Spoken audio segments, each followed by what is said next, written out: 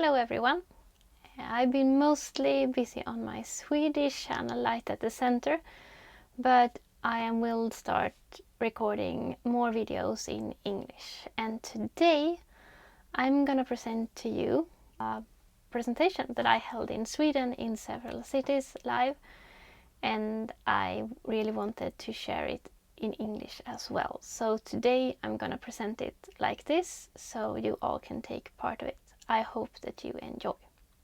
So this presentation is called Life Now and Forever, and it is focusing on life and everything about life and a lot of stuff that I think has been forgotten. Let's get started. I remember coming here. So for me, this place never felt like I was born here and I live here and then I die here. This always felt like a mission.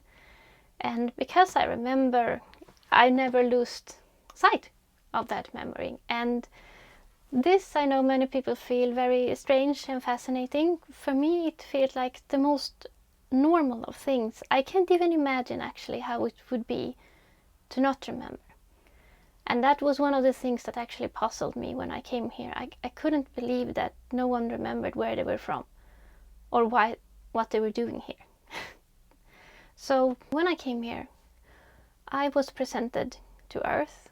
I could see the planet, and they explained to me that some great transition was about to take place. So the population on this planet would experience a great transformation, and they were calling out a lot of helpers to be part of it and to help out during the process.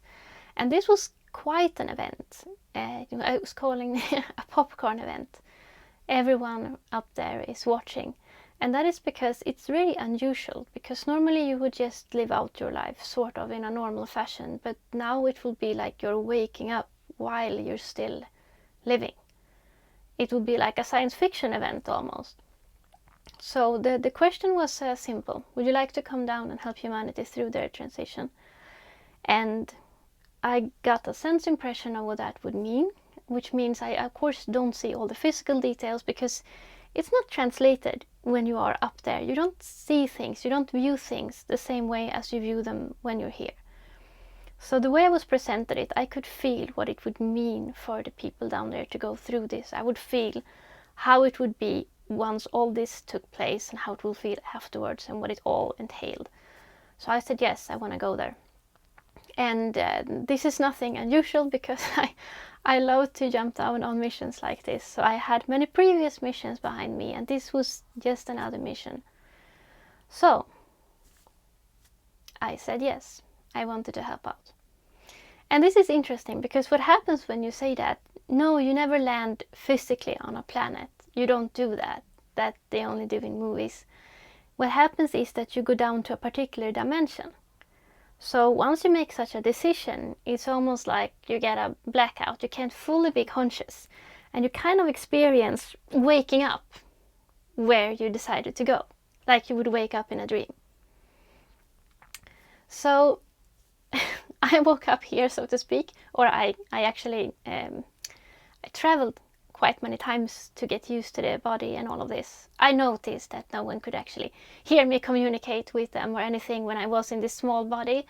So it felt pretty pretty stupid, I was going to say, to just hang around in the body in the same sense. But I was a lot of ways still traveling up there, kind of landing in the body and then trying to accustomize to this body. And I know that even if most people will say that they don't remember where they are from, they just have maybe a hunch, but they don't remember, I still really believe that many people recognize feeling like they're trapped once they're here. Kids, they try to fly, they try to go to other places, they try to do magic, all of these things, because it's not magic, it's actually normal, it's very natural. And what isn't natural is being stuck here. And I really reacted to all the limitations when I came down here. And as I said, I'm quite sure all of you did. And I tried to get a grip of what this mission really entailed, because I knew I would help out, but I didn't know quite exactly the details of that yet. So quite early I asked, okay, so where are my resources? because I could sense like I want to get started, like where are my resources?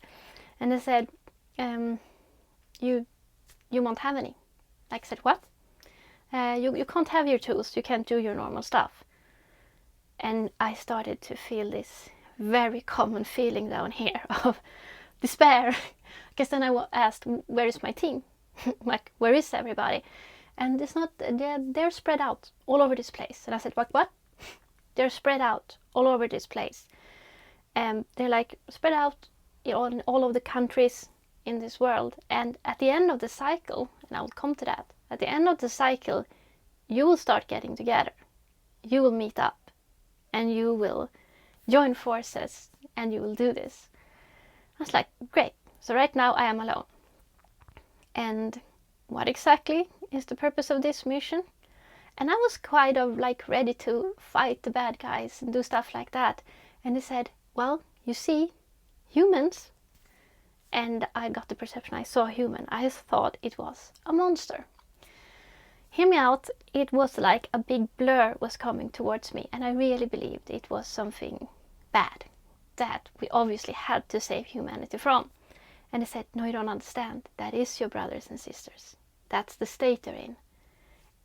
And I said, no way. They said, you have to look deeper. Like, you have to look really deep. And okay, I recognized the soul behind this. But what happened? They disconnected from themselves. And I said, what does that even mean? That means they will have no idea who they are. They will not know where they are from, why they are here, what they are supposed to be doing here. They don't know. And I said, that can't be right. And I was then in a period, I don't know, I was 5, 6. That was about the age when the physical brain seemed enough like fit to take in all this information, and when I get mostly briefed. And I asked people, I literally asked them like, where are you from? Do you know? And they didn't know. So they were actually quite right. And I was shocked about this because usually if you come down to a place to help, you're kind of like greeted. Like, hello, thank you for coming here. There was no such welcome committee. Like, you couldn't even say who you are. But luckily, I didn't care. I was used to a lot of crazy stuff, so I didn't mind. I could recognize my parents.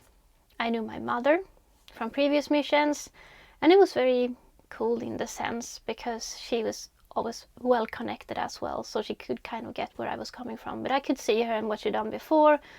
I could see what was going to happen in this lifetime. And all of that came true. And I could see my father and why he was here, and my brother.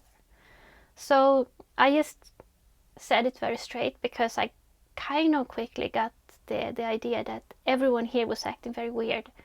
And I just said that, just so you know, you're not my parents in a sense. You're very good friends to me, but not my parents, because that would be weird. As soon as I got their impression of what parents were and how everything was supposed to function. Because there are a lot of things that doesn't quite work as they should down here, are they? Like authority, for example. There are no authority in any other place. Like if you look out in the nature, there's no tree dominating a bush or something like that. There are no hierarchies. And actually you are committing like sort of a crime if you are trying to make your will over another person and believe you have the right to do so. And if the other person believes they should follow you, they're also kind of doing something not so good. So all this was of course strange, and relationships here were strange. But that shouldn't come as a surprise because everyone here was lost. And when I kind of got a grip of everything that people portrayed as a crisis, like there were wars, there were hunger, there were famines. And I said, okay, so are we supposed to help humanity with fixing these things? I asked. And they said, no, because these are problems that are arisen from them being disconnected from themselves. It's because they are disconnected that they are recreating this stuff towards each other. So if we help them connect back to themselves, they will start creating a really nice place. So that was the mission. So they were very right in this. People didn't seem to know where they are from and what they are doing here. They basically forgot them. And I wondered, how can I help? And I really started feeling despair at this point because I really wanted my tools. I actually believed that I would come down here and just fix everything and then return. Like a coffee break, fix up, and everything will be fine. But they said, no, you will not have that tools. You'll have to live here, as everyone else. And I can imagine that many of you have felt a similar thing. You sort of came here with high hopes and dreams, and this would be easy, and you have so much to give, and this will be a piece of cake, and you just gave your heart and came here to help. And then you come here and you get your own sort of problems because it's tough here and you can't do your normal fantastic stuff. But there are ways to get around all of this, and what is really cool with this place is that you really learn about life. You come closer to life, so I will probably get more into this, but I really appreciate being here with everything it entails.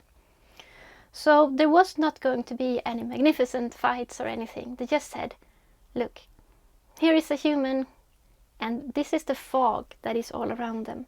And that fog is blocking their sight to God, the source, themselves, your heart. Whatever you wish to call it, it's the same. Help them dispel that fog a bit. And once they get a glimpse of what's on the other side, they will walk that road themselves. That was it. No more complicated than that. No more easy than that. And to return back to how I experienced this place, I believe this story is important because it might shed some light on where exactly this is.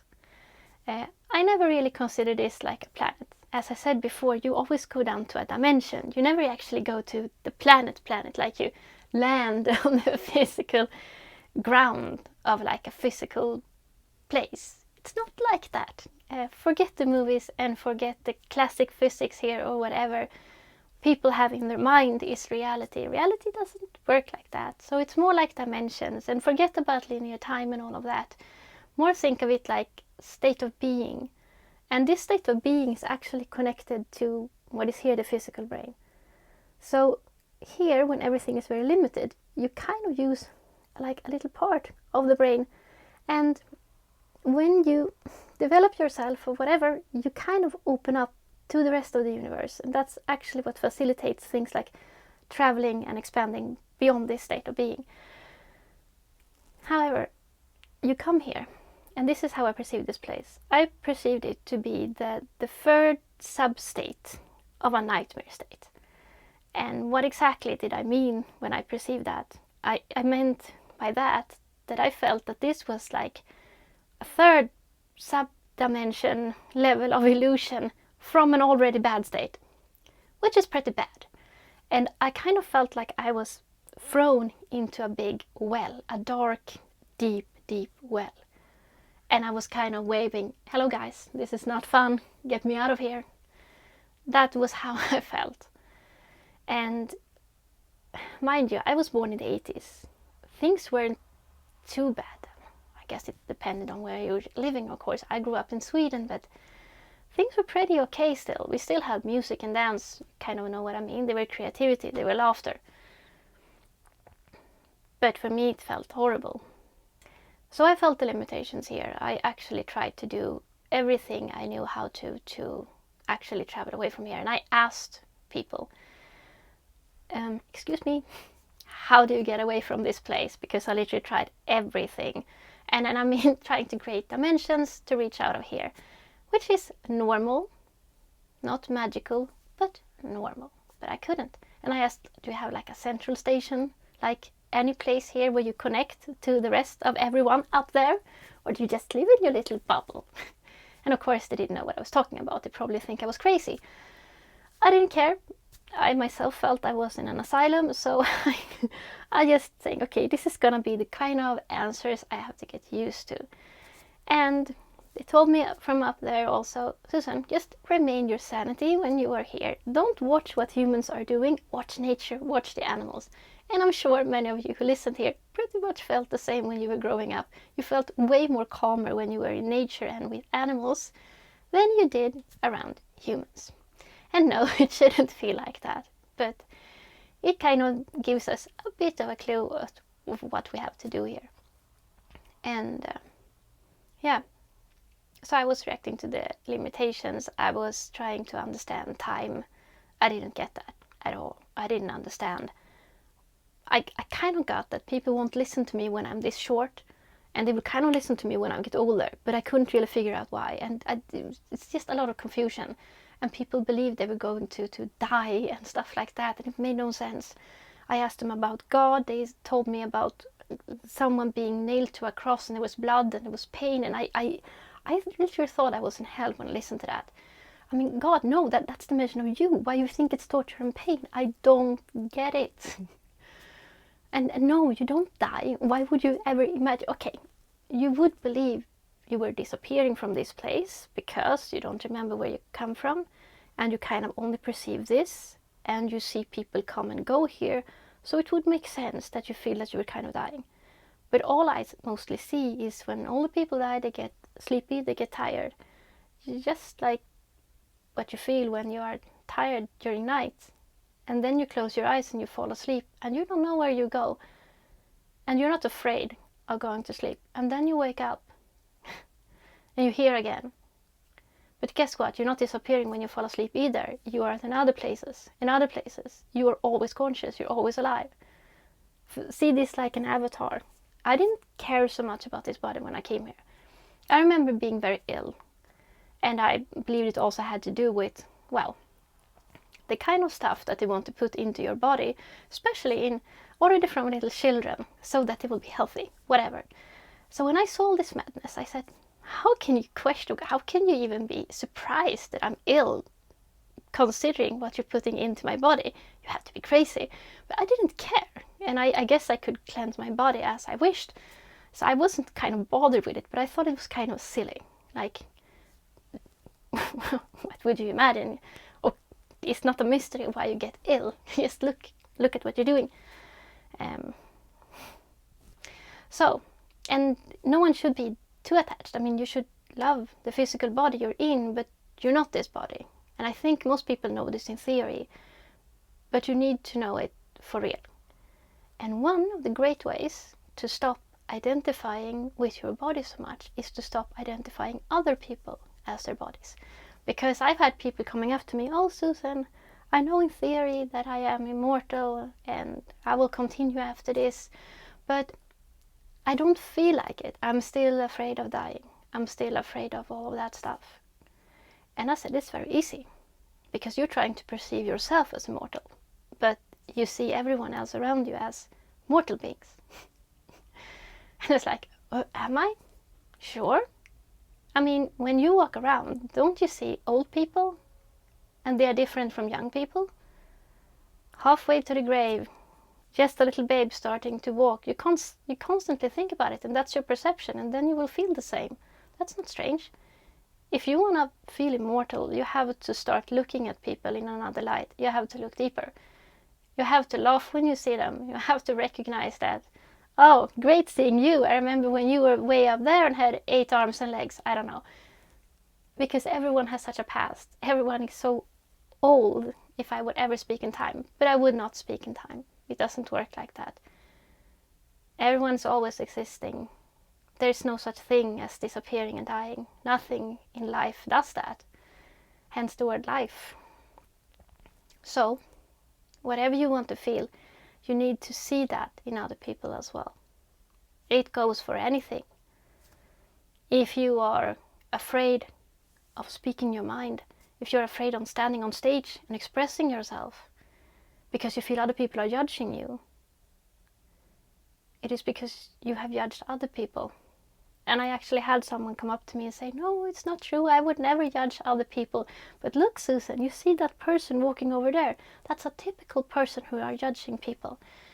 And I was like, you just judged a person that you don't even know. A person who was just walking past you, and you call that person a judgmental person. And this person was like, oh, yeah. So you get what I'm saying. So if you let everyone else free, you are free to express yourself. You are free to express yourself. Guess what? This feeling that someone is judging you will disappear. Many people want help. And this is a very common thing. And this is kind of what I'm mostly try to talk to people about when I give them tools. This, when people are asking outside for help. Why do I have to do all of this myself? Why can't someone just help me? This is so common. People, they do their prayers and they ask for help. And let me just get this straight. No one outside of you can help you. That's the simple answer to it. No one outside can help you. You are in your own reality. A helper does not help you hands-on with your life, but helps you find yourself and change your perception of who you are so that you can free yourself. We can't escape anywhere. Everything is within us. But from within ourselves, we can be freed. Like any teacher who came here, whether it was a Jesus or a Buddha, they'll always tell you the same thing. You have to find yourself. You have to know who you are. You have to become aware of yourself and then start expressing yourself. Because people, they tend to ask for solution in their illusion. Like, give me a comfortable lifestyle in this illusion. But that's not what any of us who comes here try to help you with. Because that is not helping you. That is trapping you further. We're trying to free you from this illusion that you created for yourself, where there really are no happy endings. So if you're going to ask for help or focus on what you want help with, ask within what would really make you happy, and don't specify it as a luxury car or any of that stuff.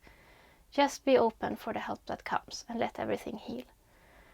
Because the solution is not to make yourself comfortable in this place. So, what is actually going to happen here? I told you I grew up here in the 80s and I thought everything was very dark. And I explained this, I expressed this upwards, and they said, it's gonna get way darker. And I said, how dark? They said, totally dark. And at the end, at the last step of the cycle, the outside will kind of rapidly grow darker and darker until it's completely dark. And that's the truth of it. But at the same time, light will grow from within with the same measure. So the more darker it becomes on the outside, the more light comes from the inside until there is only light. And that's where this transformation is over. And this is not something that's going to happen in a far future. This is something that is actually happening now. I came here because I wanted to help humanity through this transformation. So I was always aware that this would take place in my so-called lifetime. I actually believed it would be almost over by now. But they kind of gave me the sense that around 2010, you would start seeing the outside growing darker and darker. And now it was not until 2020, and in January 2020, when they said, congratulations, Susan, now is the last step of the cycle. And why they express it like this is because I am hugely impatient. I just want this overdone with. And they said, now is the last step. There will be no turning back. And I was going to say the rest is history, but we all know what happened after 2020. The outside grew rapidly darker. And the outside is not really real. So if the outside is starting to feel very unreal, like a really bad movie, it is because it is. There is no such thing as darkness wins and live happily ever after. Ask yourself what would be the motive of such a thing. You kind of defeat all of the goodness in the universe, and then what? You celebrate? Yeah, we finally did it. We showed those good people and now they're all gone and dead. Yay! I mean, come on, what would they do? They wouldn't celebrate because that is fun and they don't want fun. So I mean, forget about that. That's not the story. The outside is kind of your inner shadow. This is the outside's control system. Is actually what humanity did to themselves because of the fall. I'm talking about this fall in another video that is in English called The Original Relationship. So crazy as it seems, The outside is your own control system that you raised so that you wouldn't have to face the truth. That's where it hurts the most. There is no opposition coming from the outside. The opposition comes from your own resistance to let go of this. So from there on, it would start getting very dark. And what do I mean with things getting dark? Life will turn to anti-life. And that's what you actually will see on the outside. There will be no creativity, no love, eventually no nutrition. Everything will turn to be like almost robotic. There will be unnatural foods, unnatural art, unnatural relationships, unnatural everything, until there's nothing left. People will basically feel only separation, coldness and darkness. And that's actually really physically what is happening, and at least here in Sweden. And I always knew this would happen, and I'm watching it happen right now, and I'm doing my best to explain also that you should not be afraid of this. It was completely planned, supposed to happen and all of this. But what is so great? Light comes from within, and what does that mean? It means that when something is denied on the outside, people start producing it from within. And the outside represents what you're shaking off of yourself that is not you. So what is left is you. And this is how humanity is waking up. I mean, if there became like a safe place on earth. Oh, I don't know, Hungary is a perfect country now, and it's no control system, everyone is free, and everyone who's waking up is moving there, yay, free. No one would wake up. Everyone would stay with their refrigerator and their computer. No one would do anything, no one would wake up. So you see, this kind of has to happen. It has to kind of push you, in a sense, to do something you otherwise wouldn't have done. And therefore, this is like the moment of truth. It's kind of necessary, because otherwise the refrigerator and the TV looks pretty good. Why do something? Why talk to other people? I'm pretty fine myself. So this will create something quite fantastic, actually, what is happening now. And 2020, they call the retreat year. Everyone gets a full stop and can't return to what they once had. 2021 were the year where you show your true colors. Meaning you can't no longer just walk in the gray area and be whatever, like, I don't know, half spiritual. Everyone is spiritual, but that is kind of the word that is used here, so I will use it. You couldn't go around and be like spiritual in the shadows or whatever. Because before you could do that. You could be on your workplace and in your family and just keep a low profile. But 2021, that was no longer an option. Especially with what they kind of forced you to do on the outside. They forced you to show colors. You choose the one or you choose the other. And 2022, where we are now, is the year where we really release our blockages, which means a lot of people will go into crisis this year. And that crisis is not because, oh, everything is chaotic, the world is going under, whatever, so we have to be in a crisis. This crisis only represents what you're still struggling to hold on to, while your soul is saying, it's time to let go. It's time to be free for real. So when you want to expand, everything that is preventing you is kind of coming up to the surface and facing you. So a lot of people will find themselves in crisis at this year. But everywhere that you remove blockages, flow comes in. And with flow comes synchronicity. So you're also going to experience amazing thing happens when you make a decision. Like you meet up the right people, you just get the resources, and these kind of things just sort out. So there's going to be a blend where you feel synchronicity and flow, community building. How many new people have you not met in these years? Because that would happen in the end of the cycle. Everyone is meeting up. You. I didn't know there was this many people on earth that I could be friend with. And it's not like you're friends because you have the same religion or the same belief system. No, you just all woken up. And your brothers and sisters, that's it. You don't even need to communicate it or explain it. It's self-explanatory. That's what's so great. So that's what we're facing with this year. And it's kind of important that we speed up with this work on ourselves. And that, I can't let go of this. No, I can't take this step. Yes, you actually can take that step. And that's what you're going to do as well. you're gonna brave up and you're gonna do it. Because the next year will be kind of amazing. I called it here in Sweden, I talked about it, it will be new technology. And some people, they think of course, only physical stuff is technology, but that's not true. Technology is how you do things and how you can make things easy. So life becomes easier. And everything will start becoming easier because you remove blockages. And it's these blockages that you had inside that kind of created this reality that you're experiencing now. So when you start the process of really removing what sits deep, things are starting to speed up. You're not gonna self-sabotage. And yes, many people, they do self-sabotage. That's why life here is so complicated, because it's not a straightforward story. And we don't even realize how much we self-sabotage. But the more you cleanse yourself, so to speak, get rid of the stuff that is not really you, you're gonna experience this synchronicity and flow. And you're gonna have another clear direction in your life.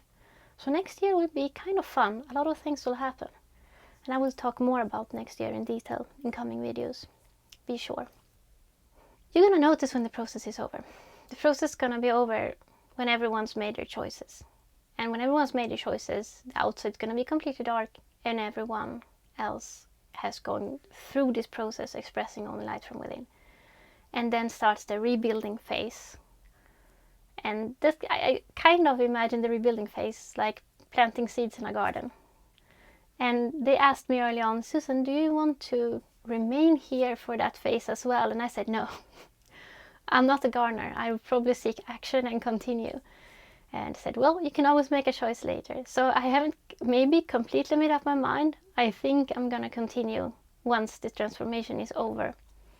And this will come about quite shortly. And you just have to watch on the outside. You're going to know when it is time. Let me explain some more about dreaming. To leave the illusion of the restricted mind. Like when I came here and people said, now we have to go to sleep. I didn't understand that at all. So when I went to sleep, I just, without any problem, traveled to where I need to go and made sure I returned to my body in enough time to wake up and I was going to say look normal.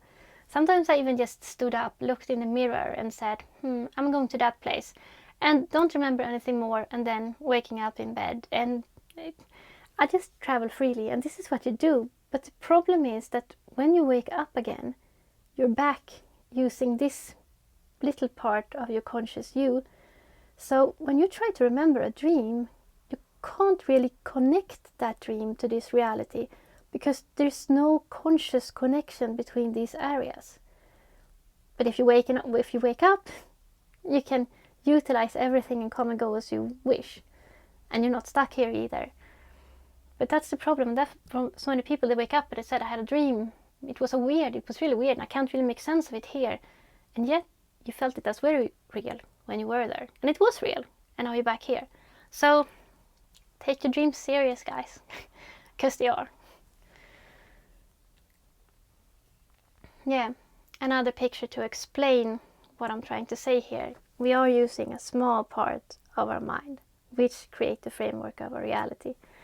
And no matter how much scientists are trying to investigate and research this reality, and they are so far out in their guesses, reality doesn't work like that. Like if you want a Nobel Prize and to say something smart in the line of physics or whatever, just try to understand that everything is built on relationships.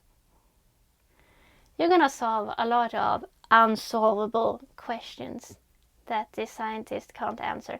And they're also trying to put themselves out of the equation. They think that they can investigate reality from their own perception that they are utilizing in their brain, which is completely ridiculous. If people are talking about narcissistic traits and what that is, or if it would be the lack of being the opposite of being humble. Like humans believing that they are the kingpin, the most smartest of beings, walking on the top of a planet, mastering everything. It's kind of ridiculous. I mean, if humans were smart, I'm not going to speak bad about them. I'm in one body now as well. And I guess I am acting pretty stupid, and I'm pretty sure I'm laughing at myself, as your higher selves are doing as well, as what the heck are you doing? But if everyone here was so smart, we would understand everything in the body. I would just say, today I'm gonna create this many blood cells, and this is gonna need more of this sustenance to this part, but I'm not doing that. If I don't know, life gave us access to our body, so we had to make all the decisions in our body, we would be dead in a second. Dead. You kind of understand what I mean. It would not work out so well. We don't get that responsibility because we probably would not be too great at it. And still we think we're gonna master and understand life when we can't even have access to our own bodies. Just saying. If we put something in perspective, we should be a bit more humble on what we can do and not do. But with that being said, there are ways of being smart and to get answers, and that is, you have to accept that you are life. You can't stand outside of life and believe you can control life. You have to accept that you are life. And when you know that you are life, you can actually see, and you can understand things, and you can do amazing stuff. And the scientists, they don't get that, do they? It's the same way when maybe you look upside.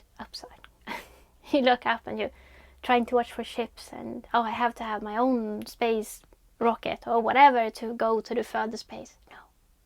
No, don't go there. You go within. Here is the dimension. Here is the universe.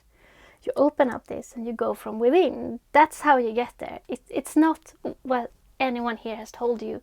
You don't need to build gadgets. You couldn't even do that. You can't build a space rocket and travel to a specific place in space to meet specific species. You can't do that. It doesn't work like that. You have to wake up. And this place is basically, as I said, a result of the fall. It's a divided place. It's a place of duality, which in itself is very strange. I reacted strongly to it when I came here. As I already said, being awake and then falling asleep, being alive, being dead, or just being awake, so you are always alive. You never go to sleep. I mean, if you didn't have to have this, I'm alive and now I'm dead and now I'm alive, but if you're conscious all the time, you're just walking. Why go through an unconscious state? You can be awake all the time. It's like the sun is not dying when it disappears over the horizon. It's there all the time. And I'm sure the sun is conscious, so it kind of follows itself, but you watch it and you say it dies. It comes to life again, it dies. No, it doesn't. You can just be conscious and you'll see it. So the disharmony in your world is a result of the fall, as I mentioned. When humanity disconnected from themselves and ended up in conflict with life, because that's sort of what happened. If you watch this slide, you're gonna see the division between nature and a dead city. And this is what I reacted very strongly to when I came here as well. I had like a map they kind of given me. I had it in my head about how green everything, and it would be forest and the water and mountains. And I came out and I saw these buildings and asphalt on the street, and I was like, what the hell? What is this? And then I kind of got the impression that people not only disconnected from themselves, they were shielding themselves from life. Because if you think about it, how fun is not a house? A house is kind of protecting you from nature and life. You are covered, not only your feet so you don't have to touch the ground. You are fully covered because you have the walls and you also have the roof. And on top of that, we also wear clothes. And I'm not suggesting people should remove their clothes, but it's still funny because we wear clothes, like a further concept of protecting ourselves from nature, because we don't clothe our animals. So we can't say, I'm doing it because I would be cold otherwise. Yeah, but our animals are like, we don't dress them up. And if we dress them up, we think it's silly. But we don't react when we dress ourselves up. And on a further note, people gave themselves titles.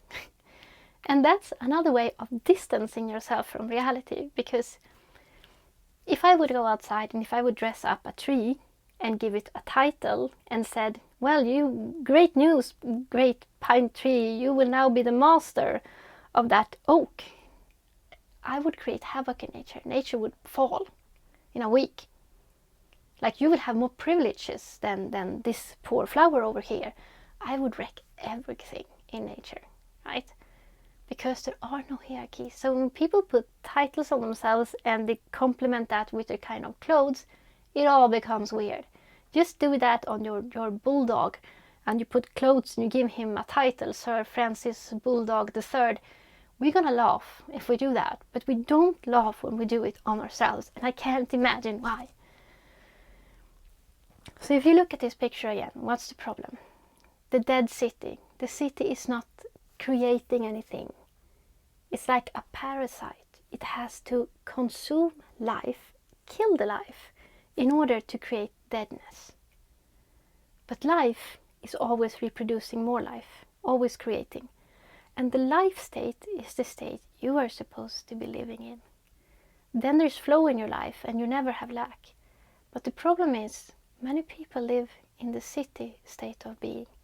I sometimes made a comparison of the witch and Snow White. You all know the story of Snow White, right? So yeah, we have Snow White, who is the perfect example of nature itself. She just is in the now. And then we have the witch, which is the perfect representation of anti-life and the dead city. She only takes. Like Snow White sings for the birds and are happy in herself. You can't imagine the witch singing to the birds or being happy and waking up with a smile, because she won't give anyone anything.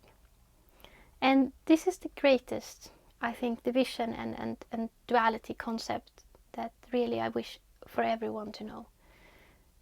When you're in the witch state, you're constantly manipulating. You have to get something. And the only way for you to get something is to kind of manipulate and scheme, having secrets, being afraid, going to attack.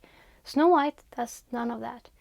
She isn't manipulating or scheming because she doesn't have to. And the reason why she doesn't have to is because she stands for everything she does. I mean, she could do what she's doing blindfolded. She doesn't have to look at the consequences of what she's doing because she has no doubts in what she is doing because she is herself. The only times that we have doubts and we're starting to act weird with ourselves is when we go against ourselves. Our biggest mistake is that we refuse to express our natural selves. We are bad at being ourselves, being our natural selves. We have secrets. Children don't have secrets. So what happens when we grow up and we can't speak to each other? Sometimes when I'm on stage, I look out and say, look, you all have secrets. What if I revealed all of your secrets? And you feel kind of afraid. You're not supposed to feel afraid because you're not supposed to have anything to be ashamed of. When did you not express yourself freely? Because every time you prevent yourself from expressing yourself freely, a wound is created, a blockage is created, a lie is created that you'll defend, which creates even more wrongs for you and for everyone else that you're relating to. And it's the same when people come to me and say they are alone and they don't have love in their life. And I only see the witch, because Snow White always have love in her life. What I'm trying to say with that, people are trying to look for love. They're trying to find love instead of love. Be lovingly. Love other people. Don't look for love. Love other people. And when you love other people, love will always be in your life in abundance. There'll be no shortage of suitors or partners or company or love. But it will if you are looking for love. Sometimes I watch the dating pages and all I see is like a trap. People try to, you should be with me because do. No one is just saying, I'm a loving person. I love life. I mean, are you trying to set a trap for someone so that they can love you because you are this and this and this? Or are you loving your fellow beings? I mean, it's weird, right? And I think people are not even thinking about this. It's something that is forgotten because we are in this duality. So the outside is obviously the dead city, now trying to destroy literally all life, as I'm sure no one who's waking up have missed if you just watch the news and watch the madness that is happening in the world. And it's just a state of being that is like a disease. And what I'm trying to help people with is to return to life.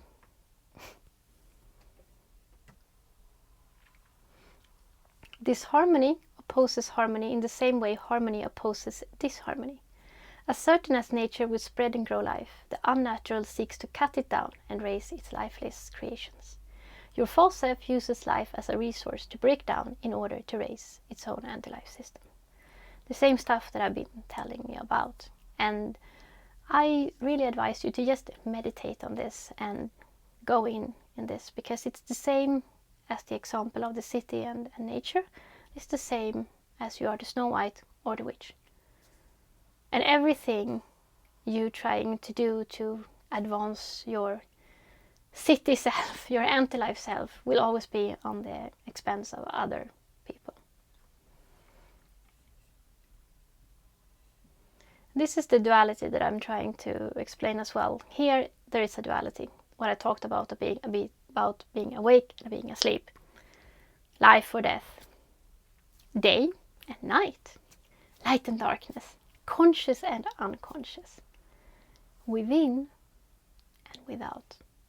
And this, I think, is kind of the most, I guess, amazing realization, because some people, they will reflect perhaps on what I'm saying about being awake and being asleep, being alive and being dead. But I think that the most greatest realization would probably be in the within and without. Your inner perception of your inner world is the same as your perception of the outer world. It's not the outer world that comes first, it's your inner world that comes first. You make all the decisions here. You can do whatever you want here. I'm completely aware of the rules. I know them by heart, so to speak. So all that I was going to say, dumb things I do it fully consciously, because I might be looking for an adventure. I might want to try something out, but I'm always aware of the rules. I can't be attacked unless I attack first. I can always see and predict what is coming because I know how the rules work. And there are no exceptions, not for anyone. That's also what makes life so great. There are no hierarchies in that. It's no one who has any more power than you have. And what people are maybe afraid to realize is that they are free and that they have that power themselves. Because anxiety comes when you feel that you have gone against yourself and you can't face it and you project it on someone else. But it's always you. You're always responsible for your own response and actions. Some people say, but I'm sabotaged and there is an ego that is sabotaging me. But no. I mean, you can be tortured and it's your choice if you want to speak or not. There's no third party involved. It's always you. You decide everything you feel. What you feel about other people. You decide if you're going to love or not love. No one can shut down your love. I've had people come up to me and say, look, Susan, I hear what you're saying, but I can't love because of what happened in my childhood. And I said, just because it's enough for me to hear that you're even conscious, that you have a choice, to know that you're bullshitting me. No one can do anything about your own personal decisions. No one. It's a choice. If you want to seek revenge because of other people treated you, that's a choice. But no, you can be beaten as to pieces. And still, I will not change my mind. I decide if I love or if I don't love. That's the truth of it all. No one can do anything towards you. You make the decisions. Make a decision that makes you happy. Sometimes when people are just talking to me and I hear that they're trying to convince themselves of something that is not true, I just say, if it makes you happy. And then I walk away. Because sometimes that's the greatest gift you can give to someone, to become aware again. If it makes you happy. And then they are left alone in the room.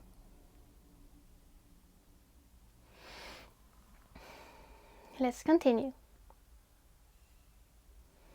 This is another great example of explaining what kind of happens in this process of waking up. Mankind has been disconnected from themselves for a very long time. And this picture of Michelangelo shows like a picture of man trying to reconnect with God. But if you look closer, you're gonna see that God is kind of a brain. And this is a very good symbolism, because this man is your separated self, and you're trying to reconnect yourself with the rest of your mind. So man has been disconnected from her own consciousness. So the reason why you can't reach out and reconnect with everyone out there and see the bigger life is because you've kind of been separated. They are stretching out their hands, and you have to reach that hand and stretch out yours as well. You have to want to reconnect back with yourself. You've probably heard this, that seekers that walks the spiritual path filled with trials, also called initiations, expands their consciousness, or in other words, connects with the consciousness that is already you. So when you wonder, like, what is life all about? Am I going to paradise? Is someone going to rescue me? Do I have to act well or be a good person in order to get the big prize? And how is that different from those people who are like spiritual seekers trying to expand their consciousness? How does it all fit together? Yes, because it is the same thing. And sometimes I say paradise is right under your nose, but you are not going into that state of being because you are still in your blockages, refusing to love. The way to get back to your consciousness is the really expansion of your mind.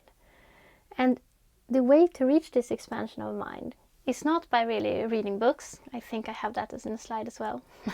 Not necessarily by studying or thinking. Because if you only go into your head here, and I'm studying and I'm doing everything right, I'm doing this and this and this, that is control, my dear people. That is control. Control is kind of anti-life, kind of anti-heart. Knowledge, knowing, is not control. You see the difference? Knowing is absolutely certainty about what something are. It's nothing to do with control. Control comes when the brain here shuts out the heart, and the heart is God. The heart is the center of everything. Your heart is connected to the center, and from your heart everything emanates, including your mind. So this is what's so great, because everyone carries a heart. So the center is within all of us. So everything is emanating from all of us. If your heart could speak, it would be the voice of God, what you call God, what you perceive as God. It's the same thing. So if people are saying, if I only do this, I will reach this, I see that as when you're trying to please someone now. You feel you're not good enough, because all I see is a self-occupied person who is not loving. I'm not going to be like that, because I'm surely I'm the first person to say you're going to need time for yourself and figure things out. But some people, they kind of do their own race. They think, if I only do this and this, I will at least succeed. No one else will, but I will succeed and I will make it here. You're in for a surprise. So love is the answer. Are you a loving person or you're not a loving person? And the greatest trial is to just live.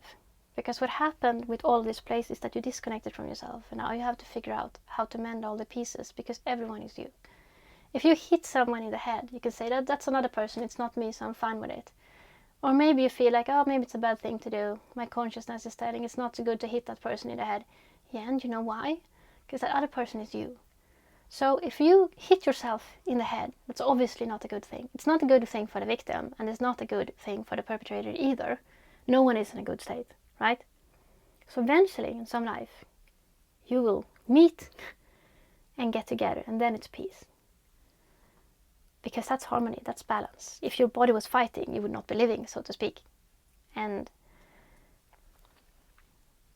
it's not being a sacrificing person. I have to sacrifice myself for other people. No, what happens when you start to find yourself is that you realize it's the same. Your happiness is in their hands, because we are the same. We're all connected. There's no such thing as being happy in your own race and screw everyone else. There's no such thing. There's no such happiness. That's a very lonely road. And you're never going to be happy, and you're never going to have enough. And I've seen so many of these people. When are you going to have enough money? They just done their own race. They chase this and they feel desperately lonely. Eventually, you get it. Eventually we get it. That's why I always say, live. Live, live, live, live. And you figure out what makes you happy. So there is where people are now. The reunion with the rest of your consciousness, also called mankind's union with God, also called mankind's union with life. And this is where we're going. When you are connected to yourself, you are in harmony. In harmony, there are no conflicts. Well, that seems pretty obvious a statement. I sometimes liken your real estate with a complete glass, what's called glass window, a full glass window. That is you. And if you imagine that as being you, can you imagine conflicts there?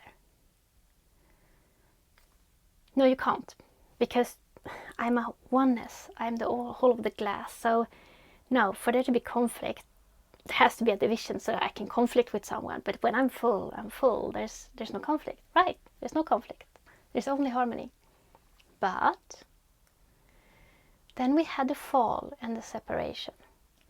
And what happened there, if you imagine this full glass being shattered, thrown into pieces, it's the same amount of glass, only it's shattered. And what happens is that you move in to the closest small shard of glass, and you call that your totality of you. Can you picture this with me? Before, you were the full glass.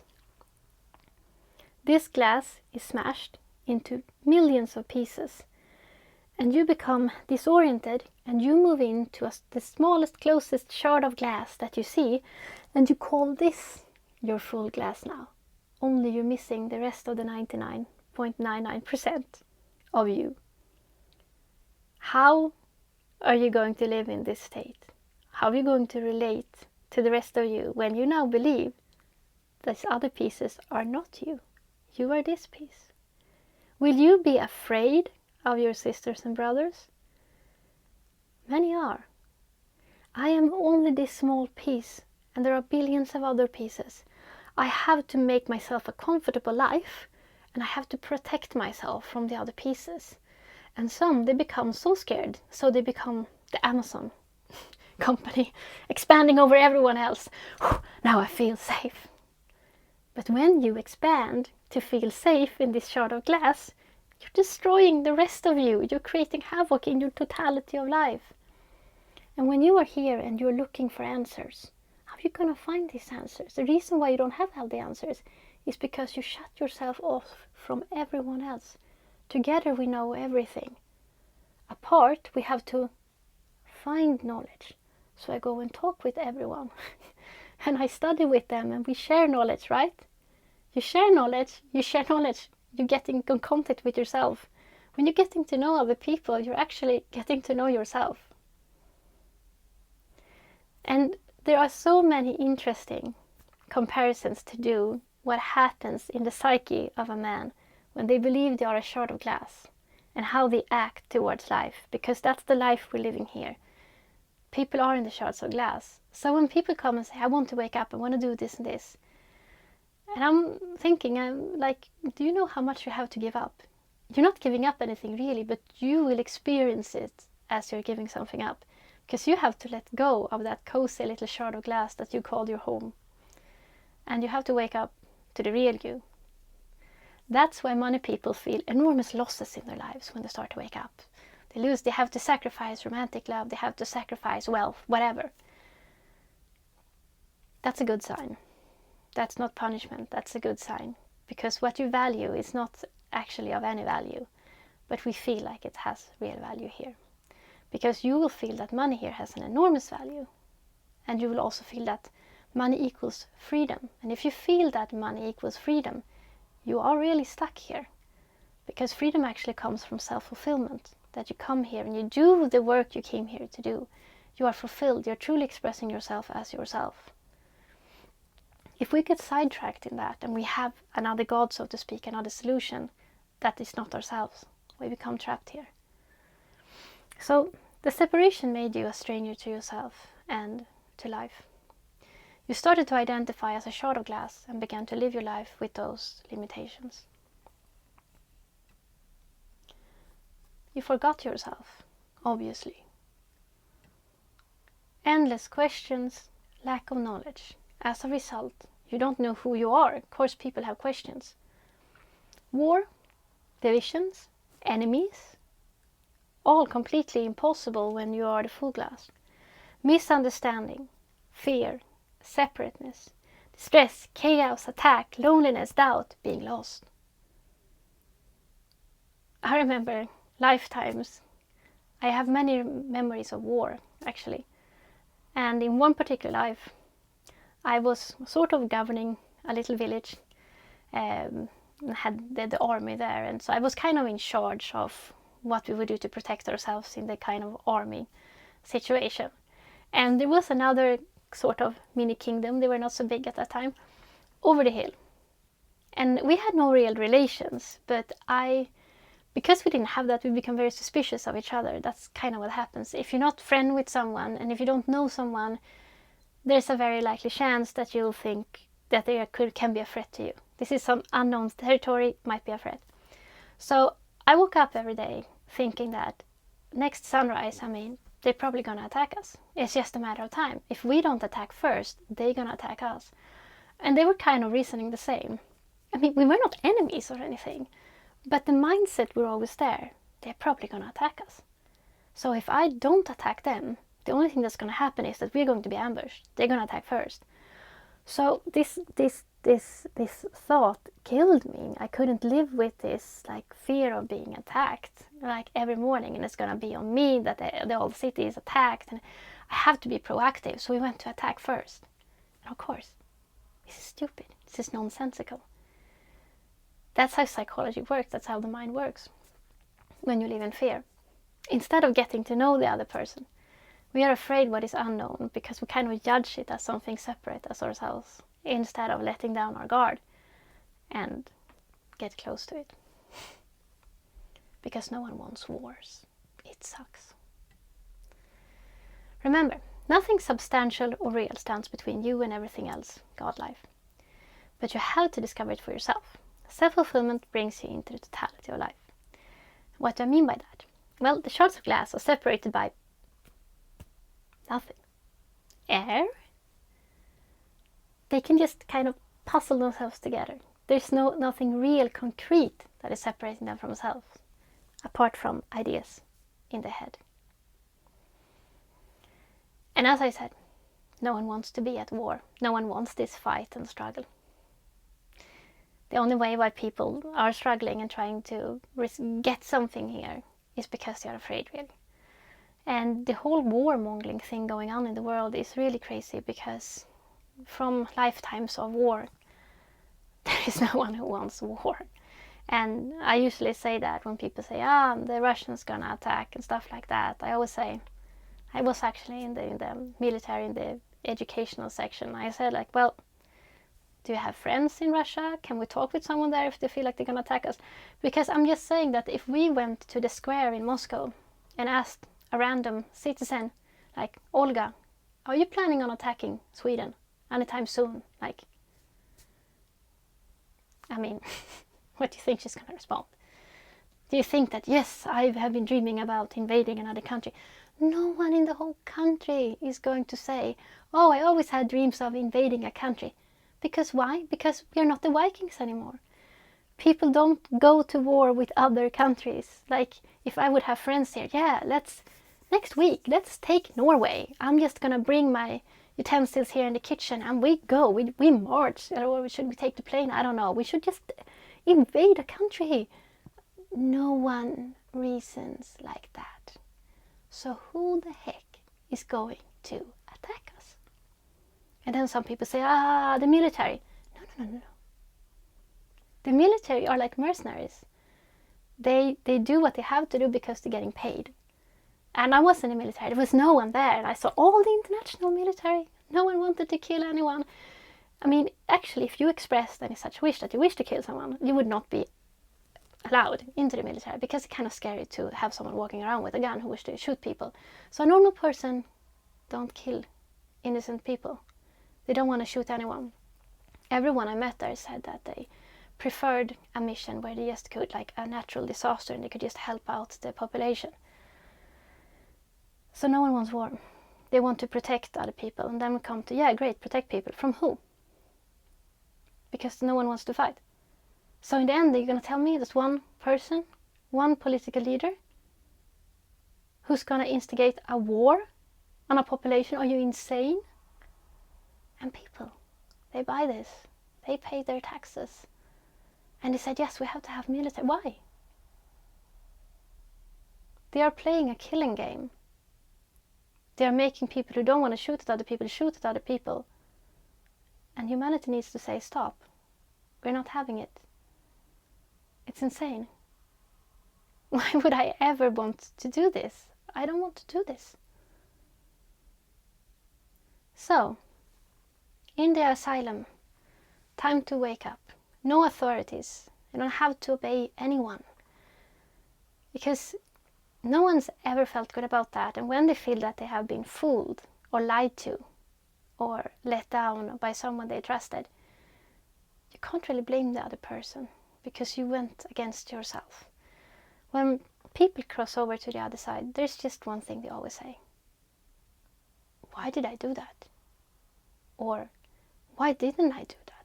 I wanted to do it. Why didn't I do it? They just analyze how they felt and why they didn't go with that feeling. Why didn't I do it? I felt like I should have been doing it. Why didn't I do it? And you can never get away with, I did what I did because the other person told me to do it. There's no such thing. You're all responsible for your own response. And that's the only talk that you have, crossing over or whatever, is with yourself. Your relationship to yourself. That's why we go back to places to amend things. Not because someone is forcing us, because we want it. Because we want peace. Don't go against yourself.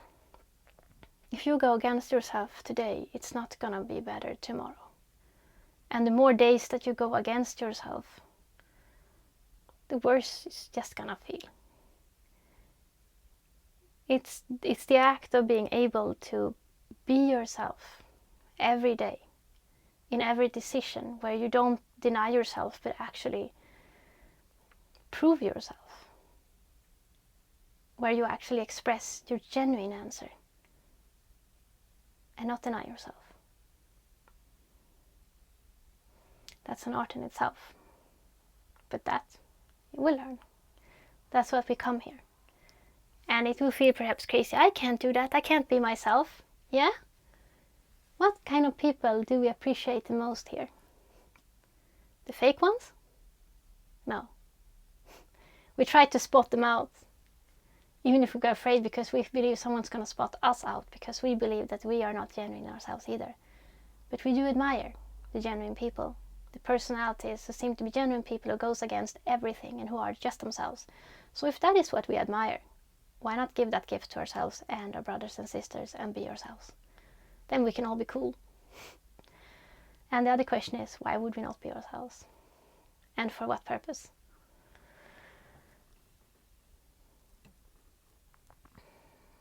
So we have to leave this state, the proud shard of glass.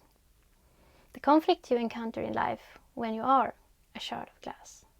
And that is every conflict. As well as the conflict ends when you stop being the shard of glass. And when I write the proud shard of glass, it's because it's somewhat embarrassing to say that you've been wrong. Embarrassing to say that you've been too proud. That you defended something. You defended your own wrongdoings. And it's embarrassing. But there is no one judging. There is no one judging at all, actually. It doesn't matter if you full-fledgedly admit everything you've been doing wrong. That would only make you a hero. So, when we are trying to fight with our lives, when someone is accusing us of something, we have to ask ourselves, what the heck are we afraid of? I sometimes suggest this exercise.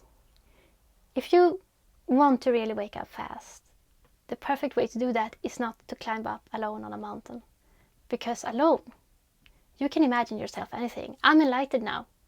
I have no conflicts. Why? Because you're not encountering anyone to get in conflicts with. I'm fine. I'm perfectly fine.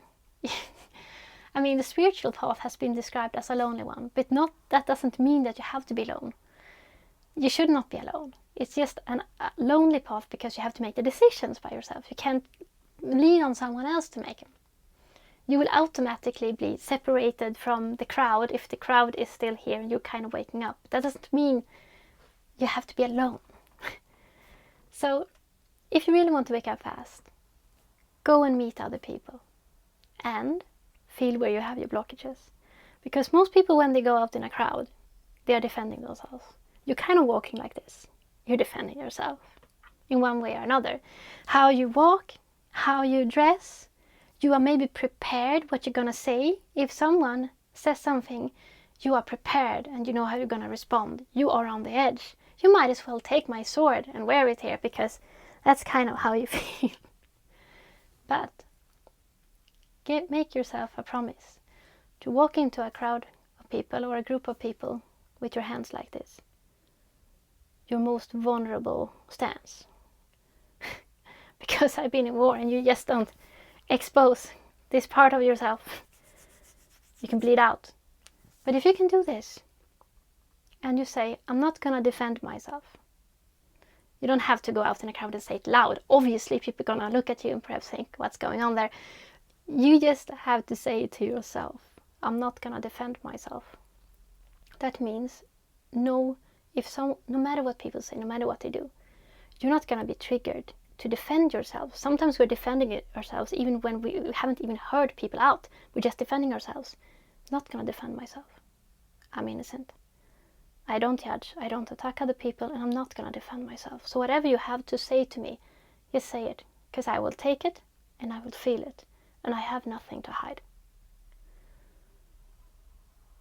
Then you'll wake up fast. And what I also love with this practice very much is that some people say, you can't do that, you have to protect yourself because there are things out there to get you, evil things that will attack you, so you have to shield yourself and everything like that. No. You can only be attacked if you have attacked first. And how do I know this? I know this because that is one of the laws in the universe. You can only be attacked if you have attacked first. So you can walk out like this, and you're not going to attract some evil stuff or evil energies. Quite the opposite. You're going to feel better than you ever felt. And you're going to be invincible. A kind of a small example of this is if you see kids doing like impossible things, going with their skateboards, and you will try to do the same and you're going to fall over your nose. But they are kind of managing their great stunts because they're not aware they can fall.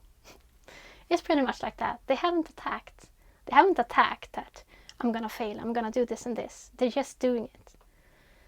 Then there is no opposition. But as soon as the thought comes in, crash and burn. So that's something to practice. Understand that you can never work for wholeness and harmony as long as you're still trying to enhance the status of the shard. So this is also a problem when people are saying, now we're going to have peace, and they come to this peace meeting and everyone are in their shards of glass. They don't want peace. You don't want peace when you are still in that state of mind. So therefore we see so many hypocrites who are actually not looking for this happiness and heart, but they are actually trying to make it better for their own shard of glass. And that shard of glass does not want peace.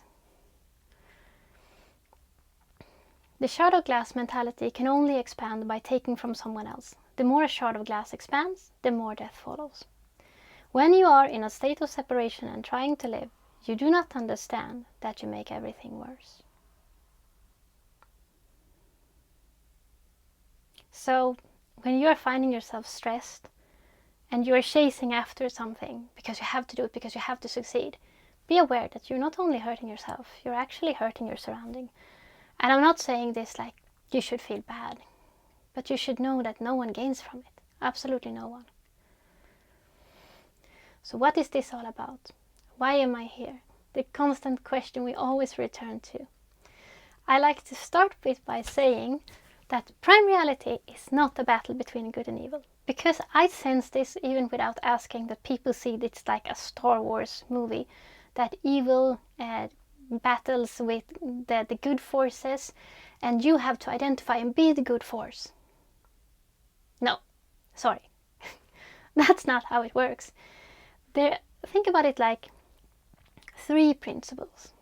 You have the harmony state, that I guess is what people call good, and the evil, which is the chaotic, that which you have not mastered yet. And you are the 3rd principle. You are life. You are consciousness. You are the consciousness being experiencing this whole ride that we call life. Life has no enemies, thank you very much. Life is not under threat, so there is no great battle, sorry to disappoint you. If a Darth Vader figure comes in and threatens us in any way, I mean, life is sustaining that body, because he has to have some body. Even a monster has some kind of body, some kind of weird arms, or a brain that it can think and do evil things. Guess who is upholding that in perfect love, harmony, and balanced life? Because that body is so complex and perfectly in love and harmony, and allows that chaotic person to wreak chaos. But it's not on a threat.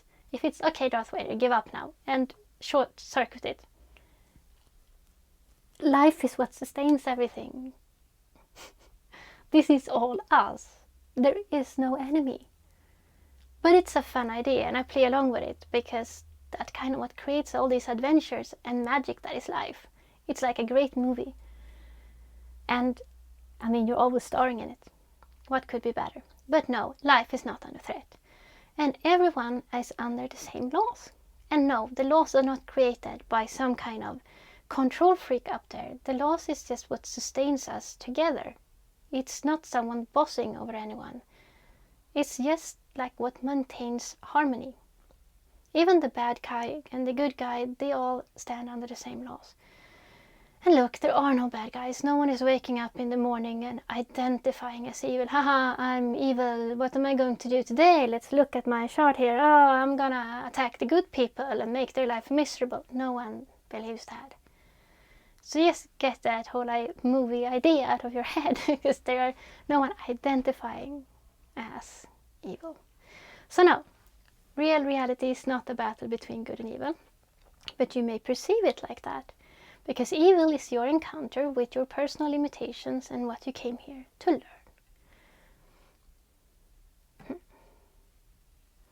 So let me explain the life principle, which is the life law, basically. The life principle: man can be compared with the likeness of a flower. Just like a seed, you have all potential within you. That is something I guess you've heard before. So let me explain that further. All potential within you will eventually come through. Also makes kind of sense. Yeah, I guess that makes sense. I have all the potential within me. I guess eventually it will all come through. The function of the life principle is to take care of you during your development till you reach your full potential. Think about that for a moment. The function of the life principle is to take care of you during your development till you reach your full potential. You have the whole of life as your personal servant, basically. The all of life that you experience is actually there for you, cheering you on as you develop yourself. Or should I rather say, recognize yourself. You're not developing really, you're unlearning what you falsely learned about yourself, which divided you and made you end up here, and now you're rediscovering yourself and re-expressing yourself. In order for you to reach self-realization, you have inner drivings in your nature that urges you forward and motivate you to do certain things or reach certain goals. Ever had that? Ever had life dreams? And some people I know find these ones hard. Oh, I wish I almost didn't have a life dream, because now I'll feel bad if I don't fulfill it. But I don't know how to fulfill it, and it's scary. I don't want to do it. And then they get like anxiety and think it's just a curse rather than a blessing. Life is not complicated. If you feel like doing something, you're just supposed to walk in that direction. Life don't care if your dream is to tame wild tigers in Siberia. And no one in the universe is dependent on you becoming a great tiger tamer. It's just that is the shortest path to your own self-development. Let's explain it like this.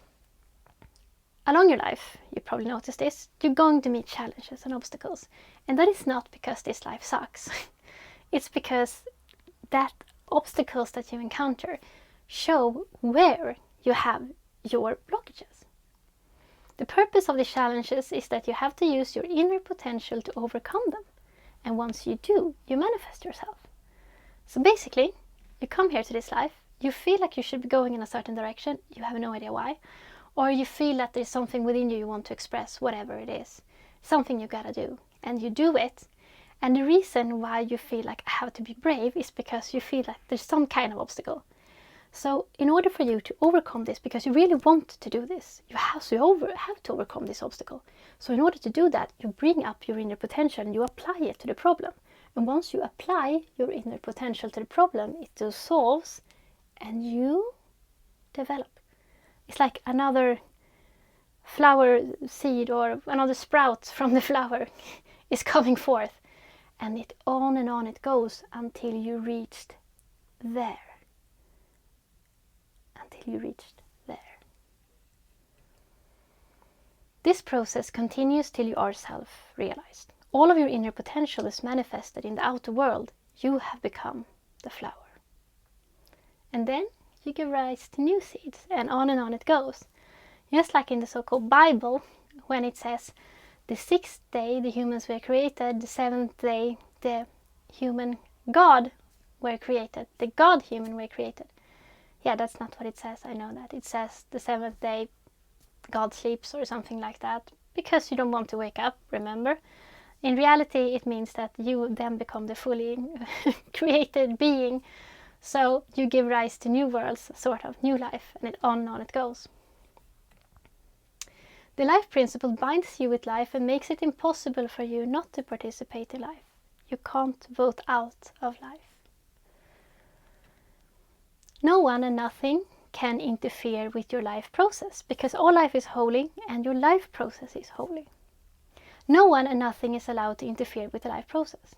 And what does that mean? That means it doesn't matter what happens in the so-called outside world. You have to deal with your shit. That's too simple way to put it. You can't buy yourself out of the problem. You can't hope that you become invaded, so like a chaos like takes away your problems. Because I've seen some people who think, Susan, are you meaning like an apocalypse? Will everything here just disappear? And they look happy, because then they don't have to deal with their problems. Smart thinking, but no, yeah, you have to deal with your problems. Actually, no one can prevent you. I mean, even the most mightiest of whatever space beings coming here can't do anything about your life process. So if you gotta do something and still have to prove yourself, they can't interrupt that. You can't intercede or whatever into the life process. So your life process, what you feel you gotta do, you have to do. So you are like the mightiest being in the universe, because this is your superpowers, this is your holy right, and therefore is also why you suffer, because you know no one can take away this burden from you. Therefore you suffer when you're not living. So if you have a day when you're not living, you feel the anxiety coming up because you're not living, and you know deep inside that no one can do this for you. It's actually only me. It's only me, and here I'm sitting. Why am I doing anything? Just go back and start doing things. Just start expressing yourself. Tiny steps, but just live. Don't judge yourself, just live. Don't think so much. Just do. Basically, you're gonna feel better. It's like an immediate remedy. No one can interfere with the life process. So everything you came here to do, you can do. Say that to yourself as many times as you have to. More than that was never required. Other than that never made us happy. We are happy by our own natural way of being, and nothing can stop us. That's it. As I said, when you cross over to the other side, the only thing people ever say is, why didn't I do that? I knew when I felt I needed to do that and I didn't do it. Why didn't I do it? And yeah, the second thing they kind of say is that many people, they reflect that, we were sitting together, this group of people, they're referring to the workplace, and we didn't speak to each other. Why didn't we talk to each other? We could have created peace. We could have discovered ourselves. Why didn't we speak to each other? That's also a popular thing to ruminate about. Happiness is being you. Unhappiness is when you are not yourself. Happiness is genuine expression of yourself. Easy, and yet very difficult. But what kind of complicated stuff do children feel they need to accomplish? And yeah, you're still children. Life is your friend. Nothing that happens to you happens for a bad reason. the more unhappy you are or the more stuck you are, the more prone life is to deliver you into a situation that releases you from it. Your pain comes from not expressing your genuine self. Avoiding opportunities that are there to release you from blockages which prevents your genuine expression will lead to a further denial of yourself and only increase the pain. You get it? Nothing happens to you for a bad reason. Why? Because there are no enemies. None. Even the most difficult people in your life. Ask yourself, how can they be so difficult if they didn't know exactly which buttons to push? They know where your weaknesses are, and there's where they go in. These are your best friends, because we're here to wake up. We say, look man, I know this is gonna hurt, but I'm doing this because I really want you to be happy. That's basically it. I mean, when you love someone and that you see they clearly have a blockage, they're clearly hindering themselves, you know that no matter how you try to make them see it, they're probably not going to be so happy because it's going to hurt. And they're going to deny it and they're probably going to fight you. But no one is your enemy. And don't make other people enemies as well. Don't go attack someone in self-defense. Try to understand instead. So this is something very good to reflect on. When something is painful in your life, when something is difficult, just know that it's actually a very great opportunity for you to release something that you probably held on to quite a while. And this is your opportunity to release it and be done with it.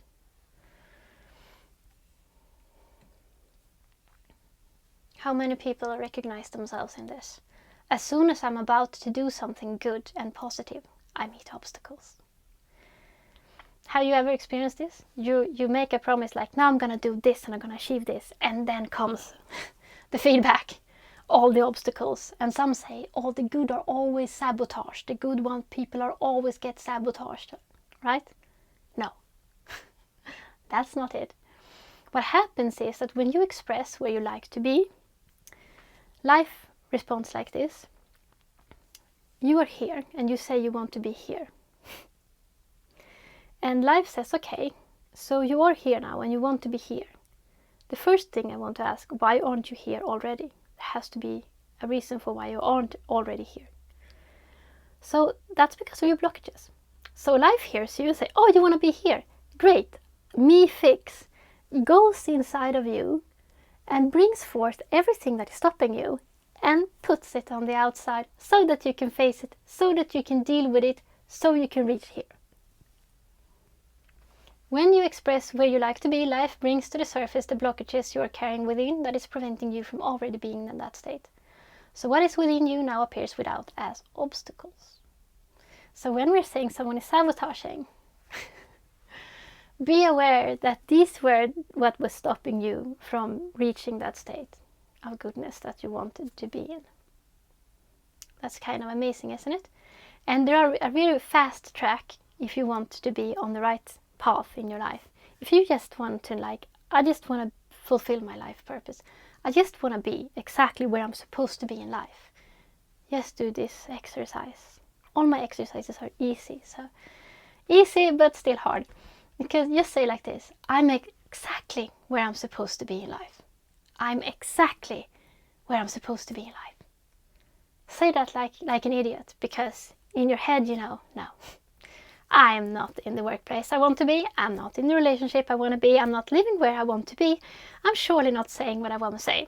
So you know it's a lie. But you say it anyway. I'm exactly where I'm supposed to be. God, I'm so happy. So happy. I'm exactly where I'm supposed to be.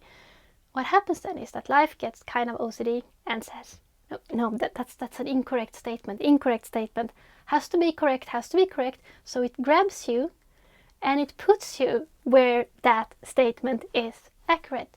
And all you have to do is let go. Because if you say something like that, if you pull that off, hands off, because life is going to bring you as fast as it can so you are in alignment with that statement. So that's a fast way. You don't have to be smart. to be on your right track. You just have to be very honest with yourself. So if you say something like that, I'm exactly where I'm supposed to be, life will align itself. It kind of works out. Don't use this too much. It has its time and place. So how do I feel if I'm not expressing and living as my genuine self? You may feel that you are not where you're supposed to be, or are doing what you're supposed to be doing. Denying life leads to depression. You won't feel happy, and you may feel lack of energy and life power. I have no energy, I'm drained. You don't enjoy life.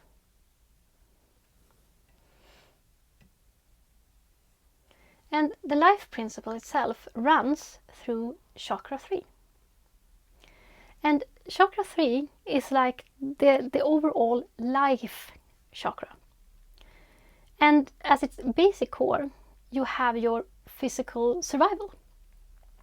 So anything connected with physical survival, for example, activates chakra 3. So I noticed this when I was actually studying international humanitarian action in school. Wanted to work back in the days for UN because they are the good guys. Came there, realized they were not. And in these countries, when they say that people are suffering so hard, I noticed they were never unhappy. They look quite happy. And the reason why this comes about is because in many of these so-called development countries, they have to struggle for food, and they have to basically have to do a lot of things for their basic survival. And once they get their food, they share it with their sisters and brothers, and they live this fully alive state of keeping yourself alive. And when you do that, chakra 3 is always activated. And chakra 3 is actually the center that is connected to depression. So if chakra 3 is not activated, you become depressed and you get anxiety and you can get very bad thoughts. That is what creates a lot of the mental illness. But if that is activated, you're not going to feel depressed. In the Western world, where we have everything, we seldom activate chakra 3 and depression happens. I sometimes joke about it, but if you feel depressed and you just want to get out of it quickly, go out in the forest, be chased by a bear, jump in a stride of water, or try to climb a mountain without any safety lines, you're not going to feel depressed. The chakra 3 is going to be rushed into action and the depression will be gone. I'm not saying you're going to live in a constant life of danger and adrenaline just to keep yourself happy, but that's chakra 3 for you. And in chakra 3 we need to say yes to life and yes to adventure. And today we think it's good to be completely free of danger and challenges, and we prefer watching adventures on TV. We're not doing yourself a great service there. So what suppresses chakra 3?